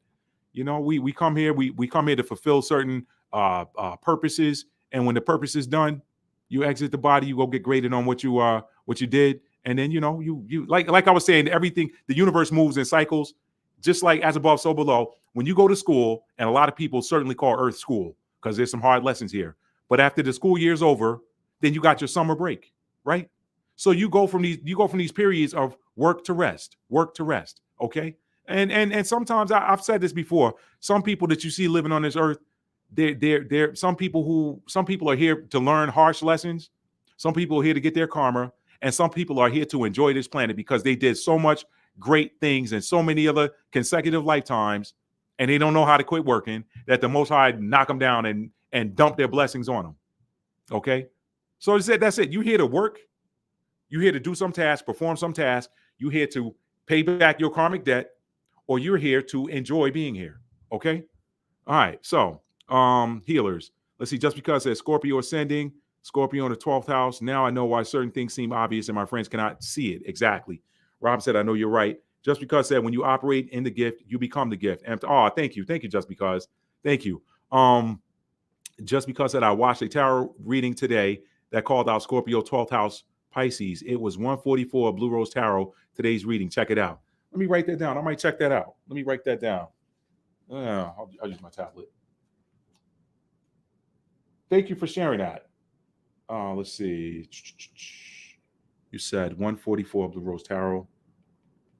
Blue Rose Tarot. And that is you said that is Pisces. Okay, you said it was today's reading. Got it.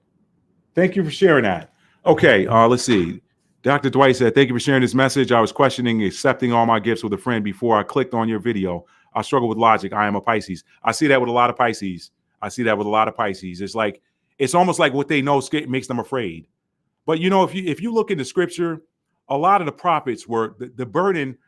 These gifts are a blessing, but they're also a burden, because sometimes it's a burden to know. Like, when you know things that are positive, but heavy stuff too.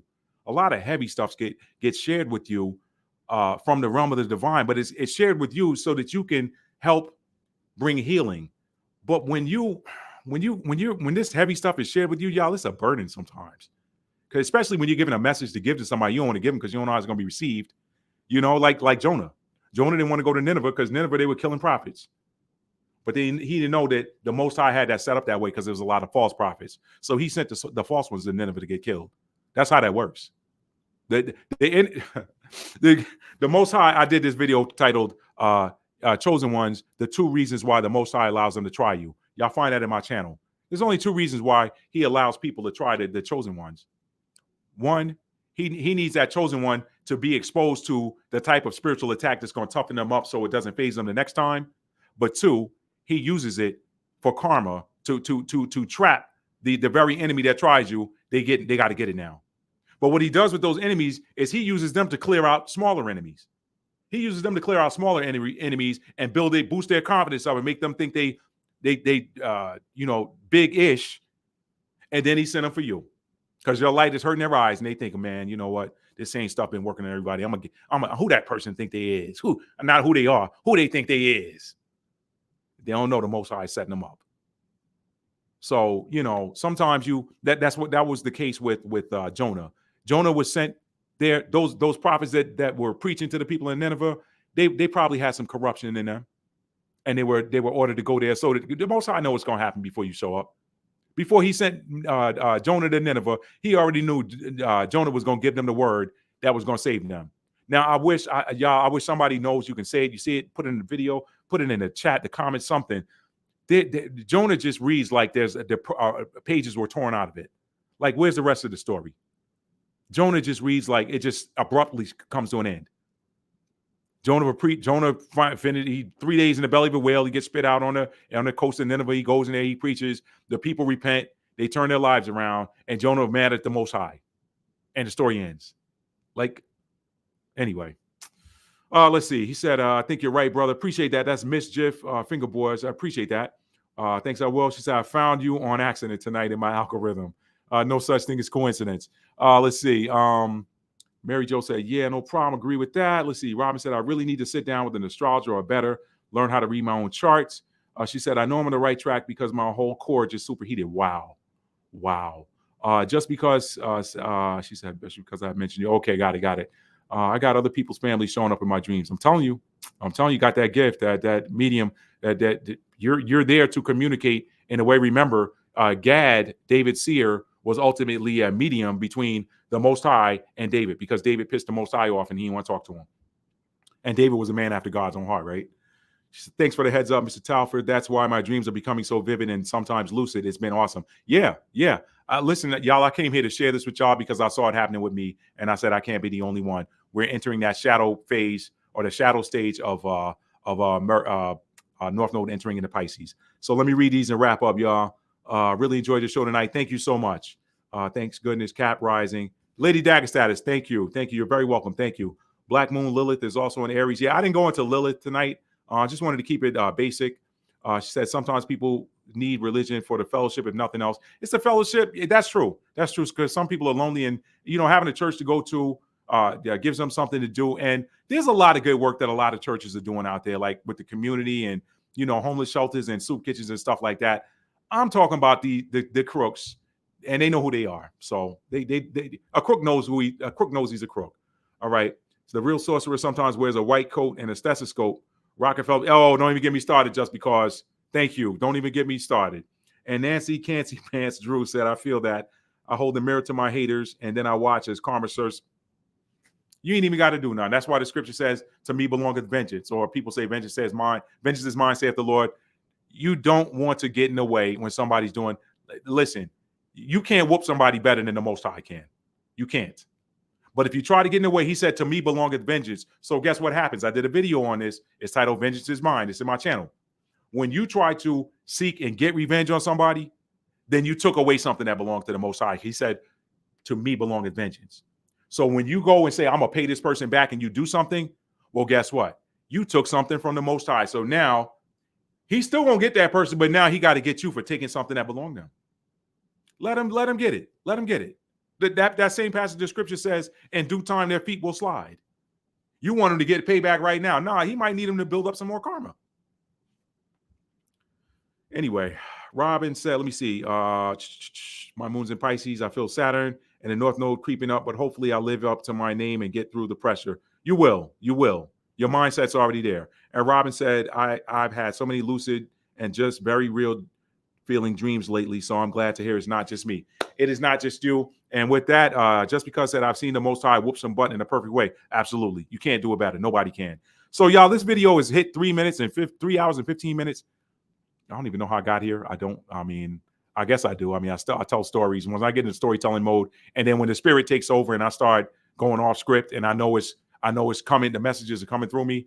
I just got to let I got to let what's pouring through empty. I got to let the vessel empty. So that's how we got here. If y'all are still watching this video and you're watching on demand, thank you so much. For those of y'all that stuck around for the whole video that are watching this live, my apologies. I did not intend for this video to go over 3 hours. I didn't intend for it to go over an hour and a half, honestly. I thought when I was coming here to do this, I figured this would be over in about 90 minutes. I did not know it was going to go this long. So if you're still watching this, I greatly, greatly appreciate and value you. Thank you. I hope you got something out of this message. So thank you for watching. If you haven't done so already, please hit the like button on your way out. And if you are new to the channel and you like being entertained, educated, uplifted, inspired, do not hesitate to hit that subscribe button and make sure that your notification bell is set to all so that you'll be notified when I go live, okay? Or when I upload new on-demand content. And last but not least, y'all know how I do it. Tell somebody you love them. Love is the highest vibration, okay? Tell somebody you love them, but don't just say it. You got to mean it. And there's only one way to mean it. You have to show it, okay? Love can be heard. Oh, I love you. That can be heard all day, but if there's no receipts, if there's nothing to back it up, then it was just empty words. Love can also be shown without being said. There's some people that just have a hard time saying I love you, but they show it through their actions. So if that's you, be you. You do that, but show it. The number one way to say I love you is to show it, okay? It's to show it. So y'all look for these gifts to keep increasing. Telepathy is going off the chain right now, y'all. Telepathy, telepathic communication from a distance and even sitting in the same room, y'all. I'm here to tell you telepathy is very real. If you have a thought and somebody asks you what you said and you ain't say nothing, they heard that telepath. They heard that thought. So everything in the universe is sound frequency. Thoughts have sound. Thoughts have sound too. They do. You gotta have it here. You gotta have that gift to be able. That gift is a psychic gift. When you got that 12th house placement, you got those Pisces placements, you got those 0 degree, 12 degrees, 24 degrees placements. You can hear thoughts. But I'm telling you, it's gonna be amplified with this North Node hitting Aries. Y'all hold on to your hat. It's going to be an exciting time on the earth. I ain't even other videos I've dealt with what we can expect to see on the earth. I'm just dealing with the natal chart right now, what you can expect to see in your personal everyday lives. Okay. So y'all, this is an exciting time to be here. If you're alive on this planet right now, yeah, that's a gift in and of itself. It's like getting tickets to the Super Bowl. Y'all know those are the most expensive tickets. It's one game and not everybody can get them.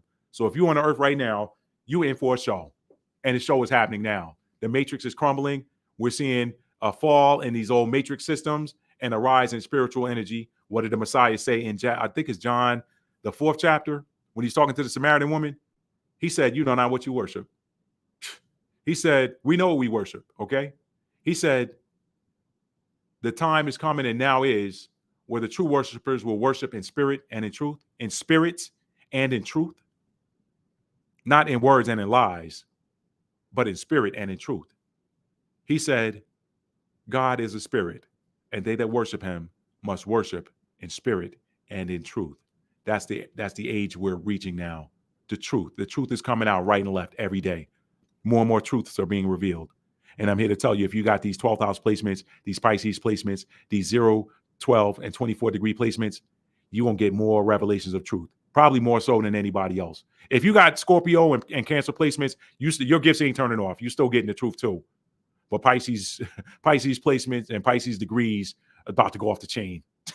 And the 12th house is about to be off the chain up in this mofo. It's exciting. It's exciting. So that's all I got, y'all. Listen, for those of you that were asking, I put links in the description box to 2 of my favorite natal chart tools.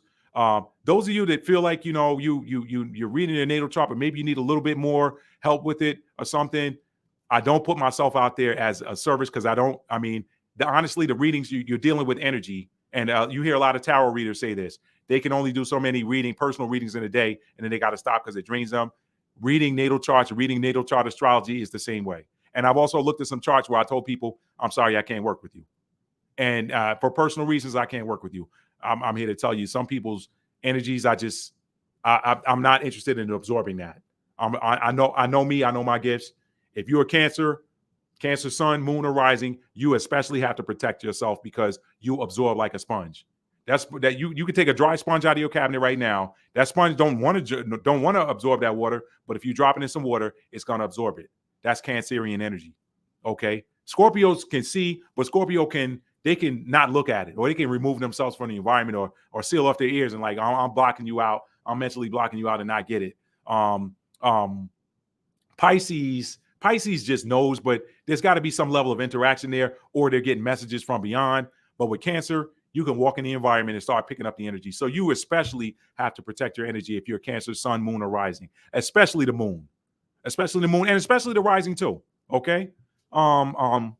Yeah, because your chart ruler becomes the moon at that point. So everything that you do is going to be touched with emotion and empathy. It's going to be colored with emotion and empathy if you got Cancer in the first house. But I'm not going to do another video on that. I'm gonna get off of here. I'm at 3 hours and 21 minutes. So as I was saying, if you feel like you need some help, you just maybe you can reach out to me. You can send me an email. My email is on my info tab. So when you go to info or about whatever, you can get my email off of there. I'm here to tell y'all I'm not cheap. I'm not super expensive, but I'm not cheap either. So I want to give you that forewarning. And I don't publish prices or anything like that. I talk to people, find out what it is that they need, and then I have a price list, but it's not published. Okay, and I do that for a number of reasons.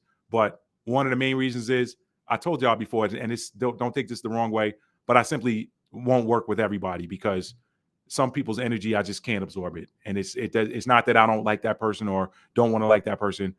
I don't work with everybody, but I work with who is sent to me by the Most High. When the Most High says, I want you to work with this person, those are people I work with. But it doesn't mean that I won't look at the request. So if you want some help with something like that, you can email me and we'll talk about it and see what it is. I do personal natal chart astrology, numerology, and I also do soul contract readings. I love those. I love doing those. I do not do a soul contract reading for anyone that I've not done a natal chart astrology reading for because the two go together.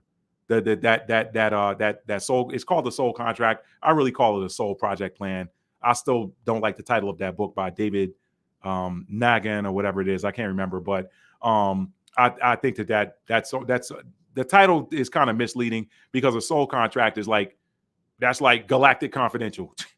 You know what? That's almost like the Akashic Records library. Nobody can just tap into your Akashic Records and read all of your lifetimes and all. No, that's like confidential. It's the same with your soul contract. If somebody could tap into your soul contract, an enemy could stop you. So that's really not a soul contract. I call it a soul project plan. This is what you came here to achieve. This is your destiny for this lifetime. These are your spiritual gifts, your physical gifts, your spiritual talents, your physical talents, and then your spiritual karma that you got to overcome and your physical karma that you have to overcome. When you get that reading, it makes sense of your natal chart. Your natal chart helps you to understand that. And it also makes sense of all of the experiences that you've gone through in your lifetime up to this point. So that's a service I provide too, but I don't do it unless you have had a natal chart reading with me. Okay, so that's how that works. But anyway, y'all, I'm going to get off of here. Just a little plug there at the end. I'm going to cut it off here. I love y'all so much. Thank y'all for being here. Listen, tell somebody you love them and mean it. How do you mean it? You have to show it. Love is a verb. It is a noun as well. But when we focus on the verb, that noun somehow always takes care of itself. I love you guys. Peace. Have a good night and a good week. And y'all subscribe. Make sure your notifications are turned on because I stopped saying what time I'm going to go, what date and time I'm going to go live, just to dodge the ops because the ops are out here. They don't like channels like these. You can hear tarot readers say the same thing. You hear other astrologers, people that are doing spiritual work. These algorithms don't like it. Why? Because it heals. And the powers that used to be, they're not interested in people being well. They're interested in people being sick because sickness is low vibrational. This is why the news is always showing you low vibrational stuff. This is why over half the ads you see in YouTube are ads with pharmaceuticals. Okay. They're always putting that bug in your ear. Oh, you could have this and you did it. No, say something positive. How about telling somebody, let me stop. I'm out of here, y'all. Y'all take care. Peace. Y'all love y'all, man. Peace.